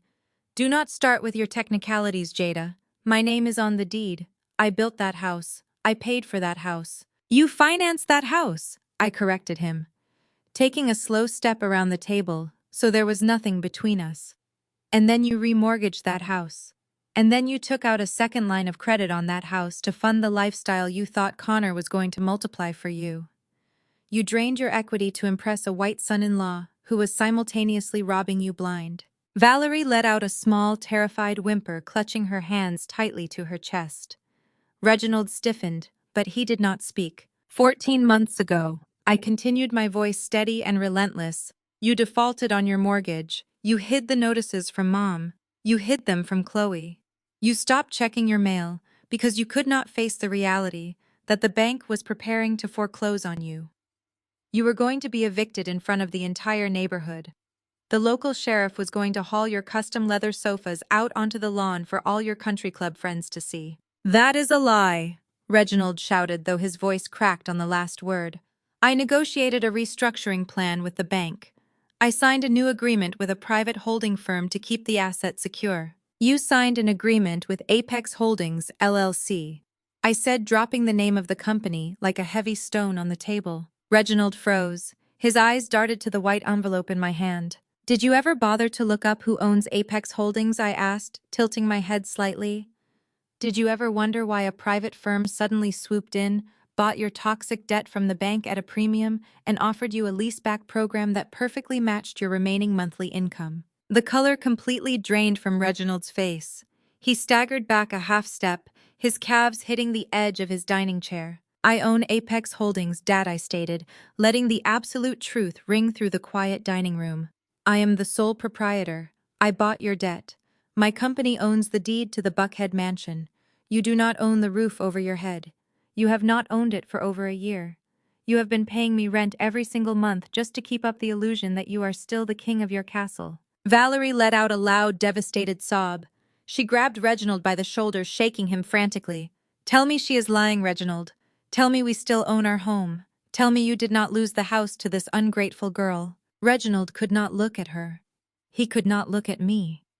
He stared blankly at the floor, his entire patriarchal facade crumbling into dust. The man who had demanded perfection, who had called me a glorified bookkeeper, was currently standing in a Caribbean restaurant, realizing he was nothing more than my tenant. I kept my family from being humiliated on the streets of Atlanta, I said, making sure Chloe heard every single word from where she sat weeping on the floor. I bought the house to protect you. I structured the rent so you could afford it without losing your dignity in front of your high society friends. I was the silent safety net, exactly like I have always been.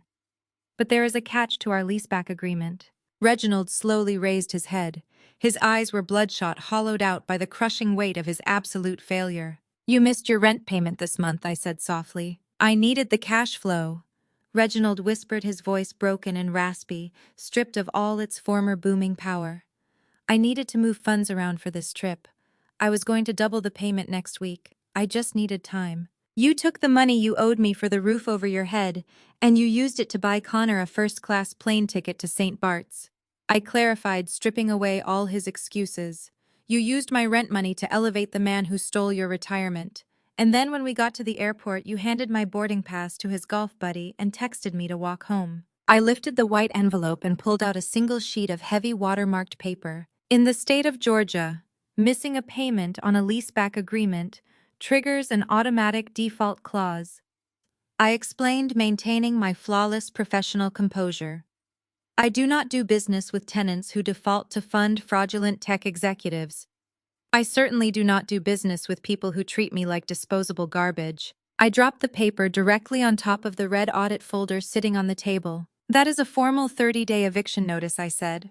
It was filed electronically this morning, and a physical copy is currently taped to the front door of my Buckhead estate. Reginald stared at the piece of paper like it was a live explosive device. He reached out with a trembling hand, his fingers hovering over the bold black text that spelled out his complete and total ruin. You have 30 days to pack your things and vacate my property, I told him, looking into the eyes of the man who had made my childhood a miserable competition I was never allowed to win. You are not cutting me off, Dad. You do not have the power to cut me off. I am evicting you. Reginald's knees finally gave out. He collapsed heavily into the dining chair, the breath rushing out of his lungs in a ragged, defeated wheeze. He put his head in his hands, his broad shoulders shaking as the reality of his total bankruptcy set in. He had lost his retirement. He had lost his savings. He had lost his social standing in the Black elite community he cared so much about. And now he had officially lost his home. There was no tech startup money coming to save him. Connor was currently pinned to a palm tree outside by my security team, waiting for the local authorities to hand him over to federal agents. Chloe was drowning in fraudulent commercial debt that would take her a lifetime to untangle. And the one daughter who had the capital, the resources, and the business acumen to save them all had just officially washed her hands of their toxicity forever. The great Reginald Williams, the proud, arrogant patriarch, was completely broken. Stripped of his home, his wealth, and his pride, he sat weeping silently in a restaurant he could not afford, utterly destroyed by his own hubris. Reginald sat frozen in the dining chair, a hollow shell of the tyrant who had ruled my life. The air in the restaurant was thick, heavy with the spectacular collapse of his manufactured dynasty. But the devastation was not contained to just my father. I watched the absolute terror transfer from his blank stare to my mother's eyes. Valerie looked at the eviction notice resting on top of the red audit folder. She looked at her husband, who could not even lift his head to defend her. And then the pristine church-going matriarch broke completely. Her knees gave out. The impact of her body hitting the imported tile floor sent a dull thud echoing through the dining room. The facade she had spent decades curating, the perfect hair, the tailored silk, the quiet superiority she wore to every Sunday service, was instantly obliterated. She scrambled across the floor, not caring that the wealthy patrons were staring at her. She reached out with trembling hands, grabbing the fabric of my trousers. "Jada, please," Valerie wailed, the sound tearing from her throat.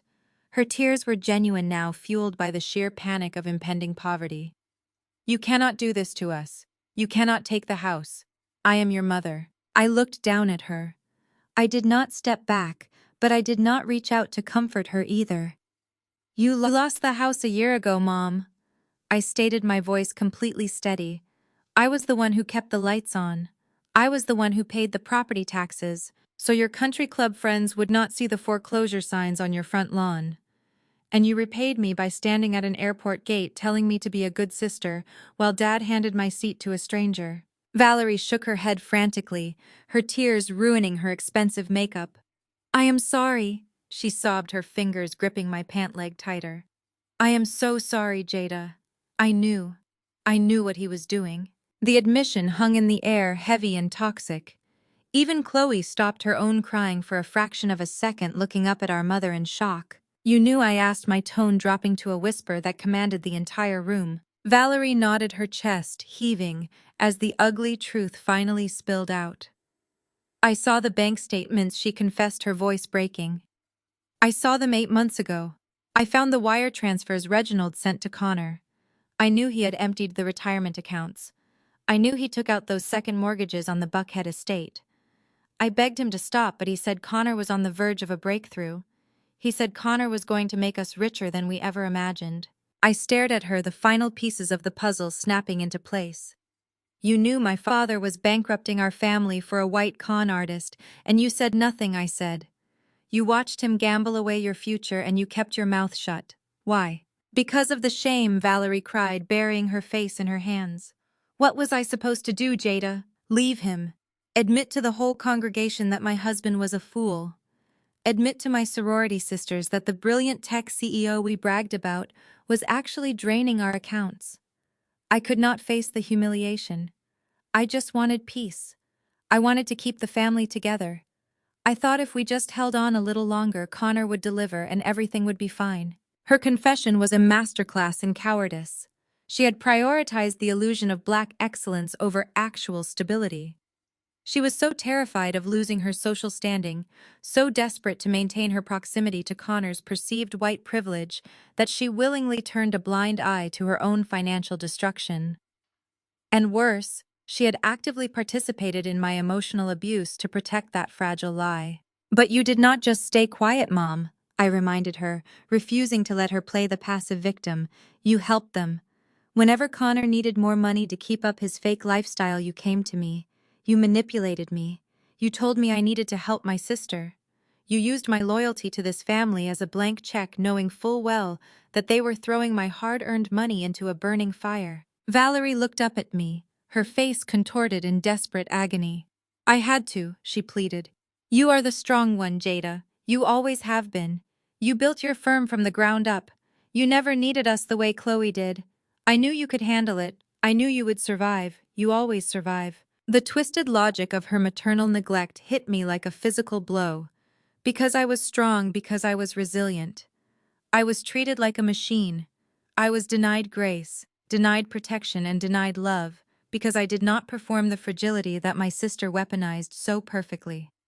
My reward for independence was exploitation. Valerie changed her tactic, shifting from confession to the ultimate guilt trip.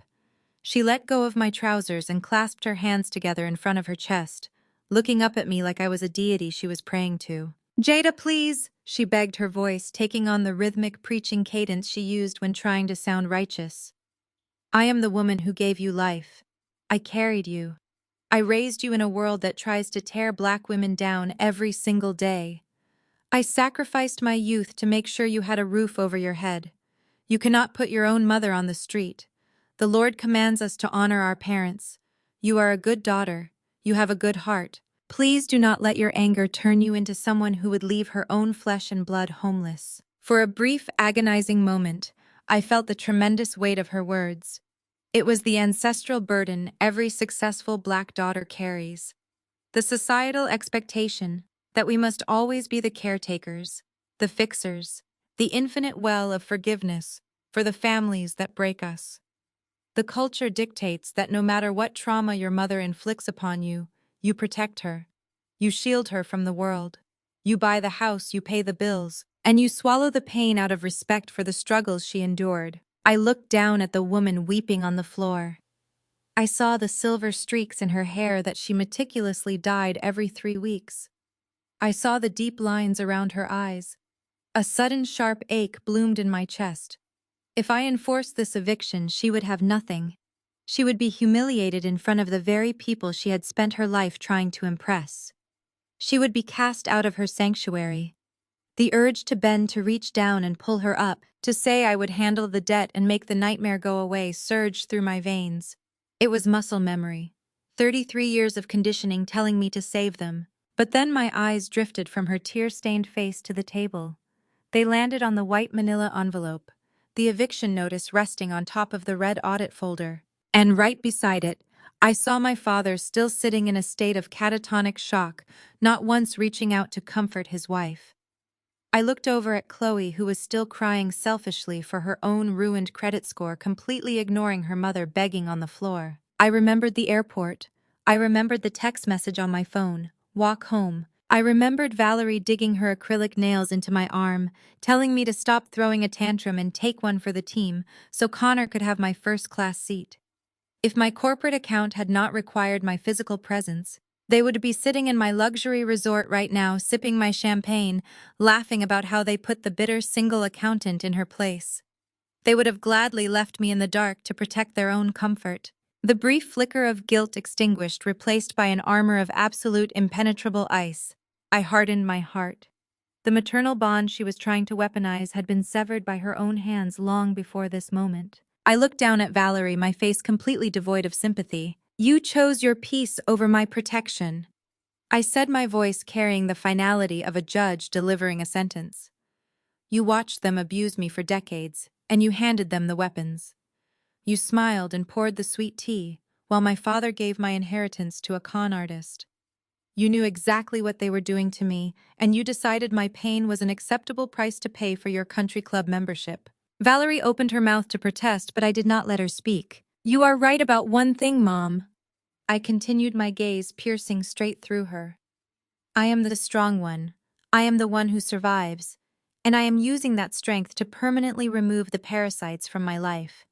Now you have neither your peace nor your protection. You have exactly 30 days to pack your designer clothes and get out of my house." I stepped back, pulling my leg out of her reach. Valerie let out a devastated wail, collapsing fully onto the marble floor, her cries echoing through the silent dining room. I turned my back on her, signaling the final and absolute end of my role as their savior. I looked down at the woman who had spent my entire life telling me to shrink myself so my sister could shine. Valerie was sobbing into the imported marble floor, her expensive silk blouse damp with tears, begging me to remember that she gave me life. She wanted me to honor the sacred bond of motherhood. She wanted to leverage the cultural expectation that a successful Black daughter must always carry the financial and emotional burdens of her family, no matter how deeply that family cuts her. But motherhood is a verb, it is an action. It is protection and fierce advocacy and a safe harbor in a cruel world. Valerie had never been a mother to me. She had been a warden, policing my tone, my hair, and my ambition to make sure I never outgrew the tiny acceptable box they had built for me. I stepped back so she could no longer clutch the hem of my trousers. My voice was calm, steady, and utterly devoid of the sympathy she was desperately trying to extract from my soul. You chose your peace over my protection, I said, making sure every single syllable landed with absolute precision. You watched them abuse me for 33 years. You watched my father belittle my career and call me a glorified bookkeeper. You watched my sister weaponize her fragility against me to steal my savings. You watched a white con artist steal your retirement, and instead of stopping it, you handed them the weapons to keep hurting me because you were too scared of looking foolish at the country club. Now you have neither peace nor protection. Valerie gasped, burying her face in her hands, her shoulders shaking violently. Reginald tried to speak. He opened his mouth trying to muster one last scrap of patriarchal authority, but the words died in his throat. He looked at the eviction notice still sitting on the dining table, the black ink sealing his absolute ruin. A man whose entire identity was tied to his sprawling brick mansion and his pristine lawn had just been reduced to a tenant facing a 30-day notice. He had nothing left to say. Chloe finally dragged herself up from the floor. Her expensive sundress, the one Valerie likely bought for her to look the part of the wealthy tech wife, was clinging to her wet skin stained with spilled water and dirt. She pointed a shaking finger at me, her face blotchy and red. "You are a monster!" Chloe screamed, her voice hoarse and raw. "You have all this money and you are just going to let us lose everything. How am I supposed to pay back those commercial loans, Jada? How am I supposed to explain to my friends that my husband is a criminal and my sister left me bankrupt? You are destroying my life out of pure jealousy." I turned to my sister, feeling absolutely nothing but clinical observation. The tears that used to manipulate my parents into punishing me had zero effect. "You are 30 years old, Chloe," I replied, my tone freezing the humid Caribbean air. "It is time you figure out how the real world works. You took those loans. You signed your name to a lifestyle you could not afford because you cared more about the appearance of wealth than actual stability. You married a man who told you he was a genius, and you never once asked to see the math because you were too busy bragging about his blue eyes and his fake startup. I am not paying a single cent of your debt. I am not bailing out your fraudulent marriage. And I am certainly not funding the affluent lifestyle you used to make me feel inferior." Chloe let out a fresh wail of despair, covering her ears as if she could physically block out the truth. I turned my gaze back to my parents. "And I am not paying your rent anymore. You have 30 days to clear your belongings out of my property. I suggest you start looking for a modest apartment in a less prestigious zip code. Your days of playing the Atlanta elite are permanently over. I am officially done. Do not call my phone. Do not show up at my office. Do not attempt to use my name to secure a line of credit. As of this exact second, you have no daughter named Jada. You only have each other, and you are welcome to exactly what you have built." The finality of my words settled over the dining room like a heavy shroud. They had expected me to fold. They had banked their entire survival on the assumption that my loyalty to our bloodline would override my need for self-preservation. They were wrong. I was severing the tie, cauterizing the wound, and leaving them behind. Before anyone could formulate another pathetic excuse or hurl another desperate insult, a sharp commotion erupted near the front entrance of the restaurant. The heavy mahogany doors swung open again with tremendous force, but this time it was not the maitre d' trying to keep the peace. 3 uniformed officers of the local island police force strode into the dining room, accompanied by 2 individuals wearing plain clothes with official credentials clipped to their belts. They moved with absolute terrifying purpose. The local authorities were not here for a simple noise complaint or a dining room dispute. They were here because international financial crimes require immediate, coordinated intervention. Through the expansive glass windows overlooking the resort driveway, I could see my private security team releasing their hold on Connor. They handed him directly over to 2 more uniformed officers. Connor's face was pressed hard against the glass as they yanked his arms behind his back and snapped heavy metal handcuffs around his wrists. His arrogant, entitled sneer was completely gone, replaced by the wide-eyed, hyperventilating terror of a man who suddenly realized his privilege had absolutely zero jurisdiction on my island. He thrashed against the officers, screaming something about his rights and demanding a lawyer. But the local authorities simply shoved him toward a waiting patrol car, its blue and red lights flashing brilliantly against the tropical night sky. Inside the restaurant, one of the plainclothes agents stepped forward, his eyes scanning the absolute wreckage of my family. He pulled a folded document from his jacket pocket, flipping it open with practiced efficiency. "We are looking for Chloe and Connor," the agent announced, his voice projecting a lethal, uncompromising authority. "We have a warrant regarding federal wire fraud and international money laundering, based on an urgent tip from the United States Securities and Exchange Commission. We need to seize all electronic devices, travel documents, and personal effects immediately." Chloe let out a blood-curdling scream, collapsing backward and hitting the floor hard. She scrambled away from the officers, clutching her designer purse to her chest, as if the expensive leather could somehow protect her from a federal indictment. She looked wildly at Reginald and Valerie, begging them to save her, begging them to fix it the way they had fixed every other mistake she had ever made. But Reginald was paralyzed. He clutched his chest, his breathing shallow and rapid, completely unable to process the sheer magnitude of the public humiliation raining down on him. The patriarch who demanded absolute perfection was now watching law enforcement close in on his golden child in the middle of a luxury dining room.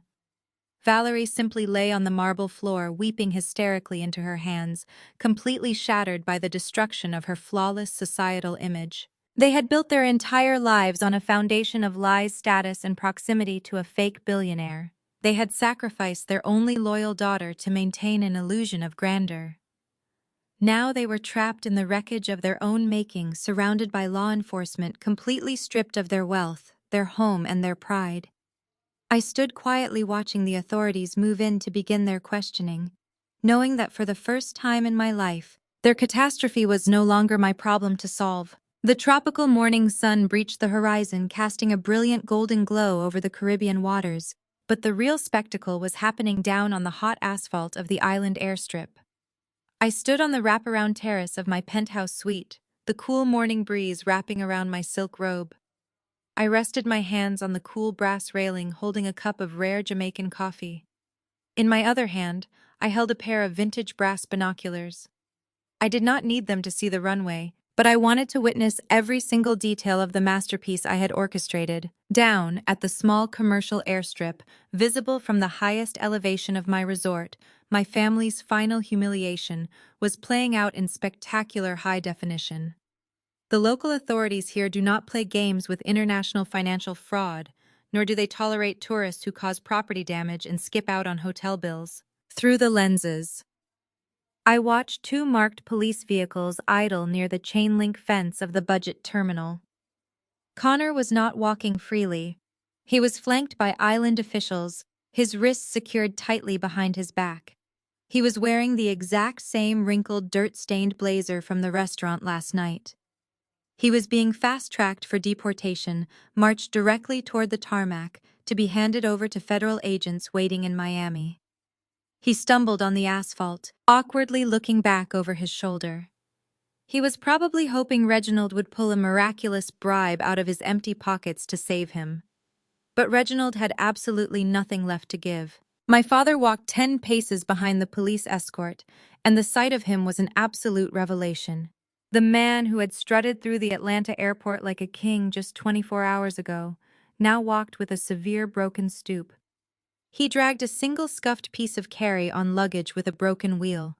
The rest of their expensive designer bags had likely been seized by the cheap motel manager to cover the damages from their explosive screaming fight the night before. Or perhaps they simply had to abandon them because they could not afford the excess baggage fees on the cheap hopper flight they were forced to book. Valerie shuffled beside him.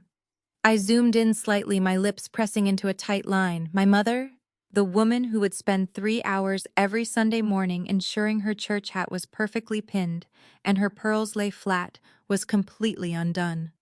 She wore cheap hotel slippers on the blistering tarmac. Her hair was tied back in a messy, haphazard knot, the humidity destroying her careful styling. She held a crumpled tissue to her face, her shoulders shaking. She was not crying for me. She was not mourning the daughter she had lost. She was crying because she knew exactly what awaited her in Atlanta. The foreclosure notices taped to the front door of her supposed kingdom. The vicious gossip circling the church pews. The absolute unrecoverable destruction of her social currency. She chose a fake image over a loyal black daughter, and now she had to return to a city where her image was permanently shattered. And then there was Chloe, the golden child, the sister who had demanded I surrender my first-class seat so her husband could network. She was carrying a plastic duty-free bag instead of her usual quilted lambskin tote. She looked entirely hollowed out. She was officially the wife of a federal criminal drowning in forged commercial loans, with absolutely no safety net left to catch her. Through the binoculars, I watched Chloe try to reach out and grab our mother's arm for physical support.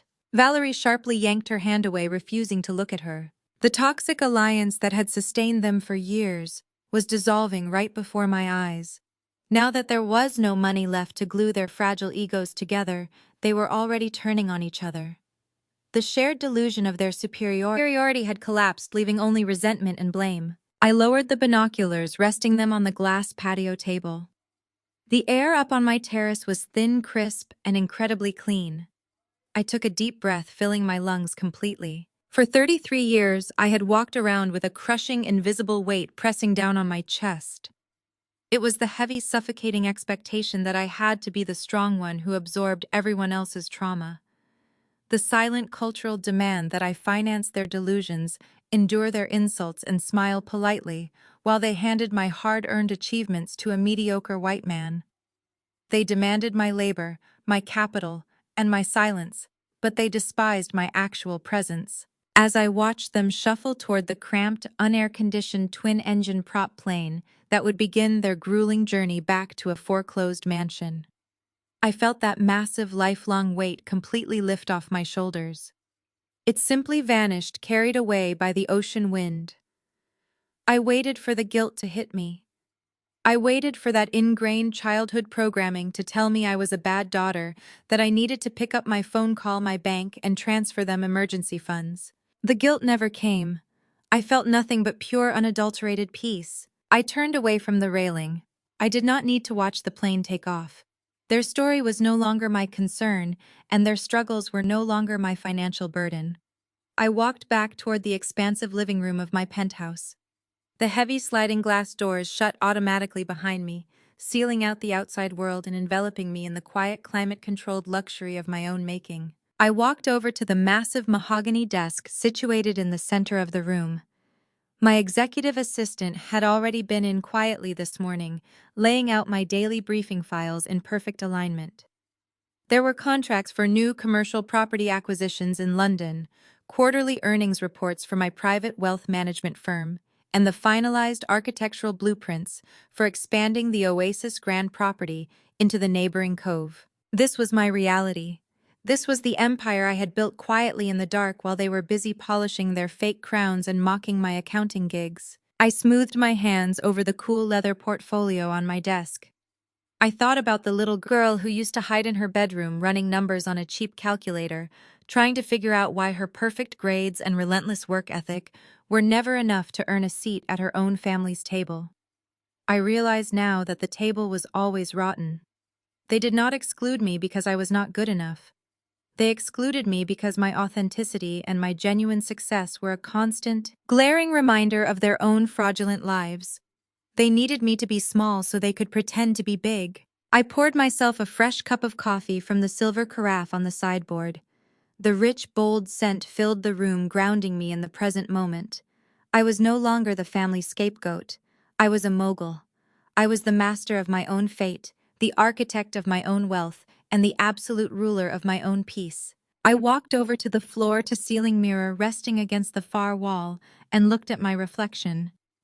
I saw a brilliant self-made African-American woman who had survived decades of emotional sabotage and emerged entirely unbroken.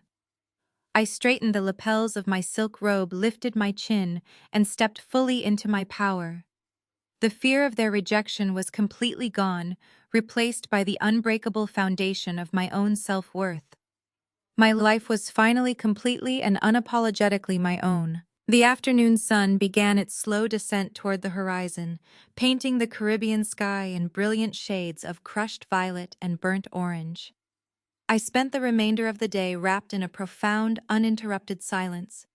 There were no frantic phone calls demanding I cover a bounced check. There were no passive-aggressive text messages from my mother critiquing my life choices. There was only the gentle rhythm of the ocean outside my window and the solid, undeniable reality of the empire I had built with my own two hands. As evening approached, my executive assistant arrived with a garment bag containing a custom emerald green silk gown I had commissioned for tonight. I dressed slowly, taking time to appreciate the reflection in the floor-to-ceiling mirror. The woman looking back at me was not the obedient, shrinking scapegoat who used to swallow her pride at Thanksgiving dinners in Atlanta. She was a woman who had meticulously excised the poison from her life. I clasped a diamond tennis necklace around my throat, slid my feet into strappy gold heels, and walked out of the penthouse. Down on the private, secluded stretch of the Oasis Grand Beachfront, my staff had orchestrated an absolute masterpiece of luxury hospitality. A long banquet table crafted from reclaimed driftwood sat directly on the pristine white sand. Dozens of glowing crystal lanterns were suspended from the branches of the surrounding palm trees, casting a warm, inviting light over the scene.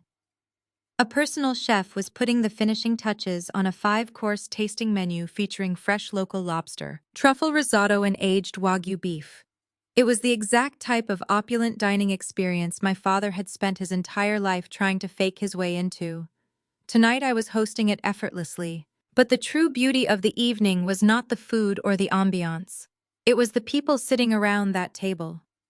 I walked down the torchlit path and felt an overwhelming wave of gratitude wash over me. These were not people bound to me by genetics or societal obligation. This was my chosen family. Sitting at the head of the table was my chief operating officer and closest friend, Maya. We had met in graduate school, two driven African-American women navigating a high-pressure finance world that constantly tried to underestimate us. Maya knew every detail of my struggles with Reginald and Valerie. She was the one who held my hand when I cried in my tiny apartment 10 years ago, wondering why my straight A's and corporate promotions were never enough to earn my parents' affection. Next to Maya sat David, the senior partner at my wealth management firm, who had mentored me, championed my ideas, and treated me like a visionary rather than a glorified bookkeeper.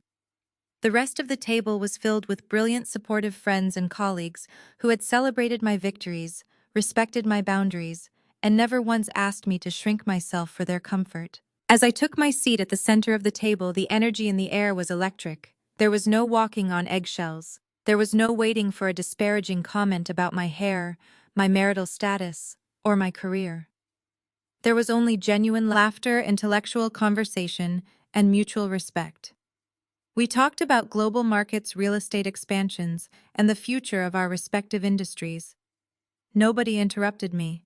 Nobody told me to lower my voice. Nobody asked me to defer to a mediocre man to protect his fragile ego. When the dessert course was served, Maya stood up and tapped her crystal champagne flute with a silver spoon. The table quieted down, turning their attention to her with warm smiles.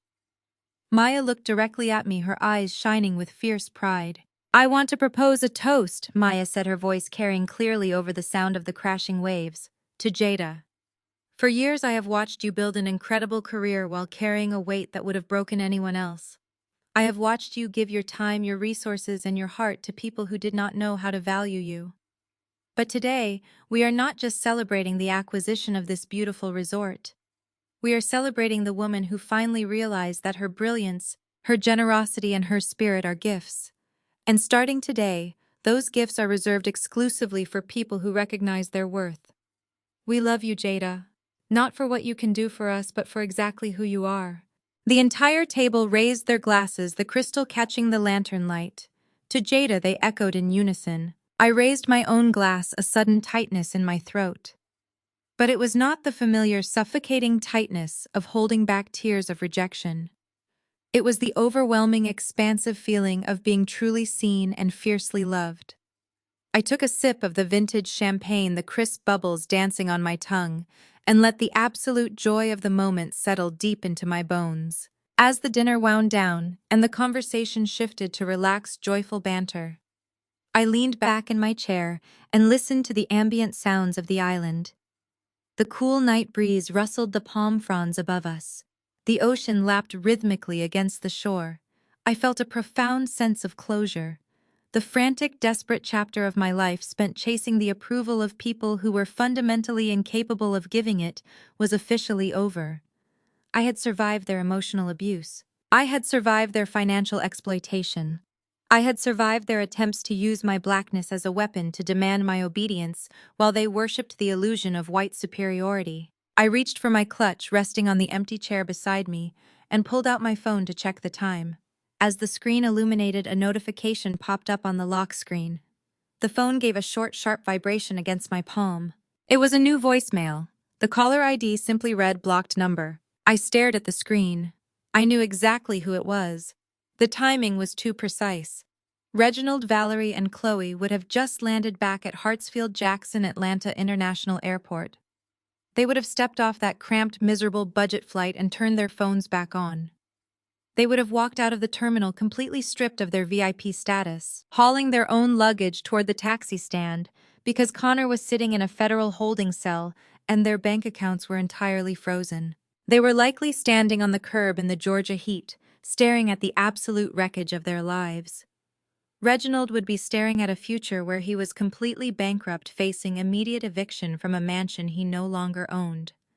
Valerie would be facing the terrifying reality of losing her entire social circle, her church standing, and her country club prestige. Chloe would be grappling with the devastating realization that her perfect marriage was a fraudulent nightmare, and she was left holding the bag for millions of dollars in commercial debt. I looked at the notification icon, watching the timer tick upward. 1 minute long, 2 minutes long, 3 minutes long. The voicemail was still recording. I could easily imagine the contents of that audio file. Reginald was probably using a borrowed phone to bypass my block list. He was likely vacillating between screaming demands and pathetic whimpering apologies. He would try to invoke his authority as my father. He would try to remind me of the blood that ran in our veins. He would try to tell me that family forgives, that family sticks together, that I owed him my salvation because he gave me life. If that did not work, Valerie would take the phone and weaponize her tears. She would sob into the receiver, begging me not to leave my own mother homeless, begging me to pay Chloe's legal fees because her sister was so fragile and could not handle the stress of a federal investigation. They would use every tactic they had spent 33 years perfecting. They would try to pull the strings they had meticulously attached to my conscience since I was a little girl. I stared at the screen, my thumb hovering over the play button. A year ago, a month ago, even a week ago, I would have listened to it. I would have let their panic seep into my peaceful evening. I would have let their manufactured crises hijack my emotional stability. I would have internalized their failures and started crunching numbers in my head, trying to figure out a way to restructure their debt and save them from the consequences of their own toxic choices. But the woman who used to do those things did not exist anymore. She had been left behind at Gate 4B. I did not feel a shred of curiosity about what Reginald was saying. I did not feel a drop of pity for the tears Valerie was shedding. I did not care about the legal nightmare Chloe was waking up to. Their emergency was entirely of their own making. They had built a house out of lies, deceit, and vanity, and they had struck the match that burned it to the ground. Without a second of hesitation, I swiped my thumb across the screen. I did not tap the play button. I tapped the small red trash can icon next to the audio file. Delete. The voicemail vanished into the digital void, unheard, unacknowledged, and completely powerless. I locked the screen and slipped the phone back into my clutch, closing the gold clasp with a definitive, satisfying snap. I stood up from the table, excusing myself from the lively conversation with a warm smile, and walked a few paces away from the glow of the lantern light. I stepped out of my gold heels, letting my bare feet sink into the cool, soft white sand of my private beach. I walked right down to the edge of the water where the gentle waves washed over the shoreline. I stood there alone, looking out at the vast, infinite expanse of the dark ocean, meeting the starry night sky. I raised my crystal glass of vintage champagne, feeling the cool condensation against my fingers. I thought about the sheer audacity of my father standing in that airport, handing away my seat and sending that text message. I thought about the unbelievable arrogance of telling a self-made woman to walk home. I took a slow, deliberate sip of the champagne, letting the exquisite taste linger. The night air was perfect, the success was absolute, and the future was entirely my own. I looked straight ahead at the horizon, a slow, brilliant smile spreading across my face. They told me to walk home, so I walked into my empire. The most profound takeaway from this entire saga is that loyalty to your bloodline should never require the sacrifice of your own soul. We are often culturally conditioned to carry the crushing weight of family expectations, instructed to be the bigger person to absorb the disrespect, and to silently fund the delusions of people who refuse to see our actual worth. Jada shattered a generational curse by proving that true power comes from recognizing you cannot buy the respect of individuals who are entirely committed to misunderstanding you. Setting ironclad boundaries is not an act of cruelty.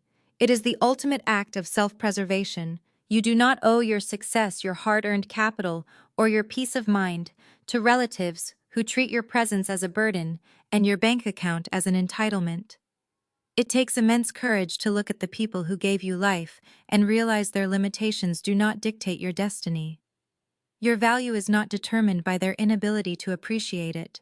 When you stop shrinking yourself to make toxic people feel large, you finally create the space required to build your own empire. The family you intentionally choose, the loyal friends and partners who celebrate your brilliance without demanding your absolute obedience, will always be infinitely stronger than the family you simply inherited. Forgiveness does not require granting people continued access to your life. Sometimes the healthiest, most empowering thing you can do is let people experience the unmitigated reality of their own disastrous choices while you confidently walk away into your own peace. Have you ever had to draw a hard, unapologetic line with toxic relatives to protect your own success and sanity? Drop your story in the comments below and let us build a community of undeniable strength. Hit that like button and subscribe for more empowering journeys of resilience.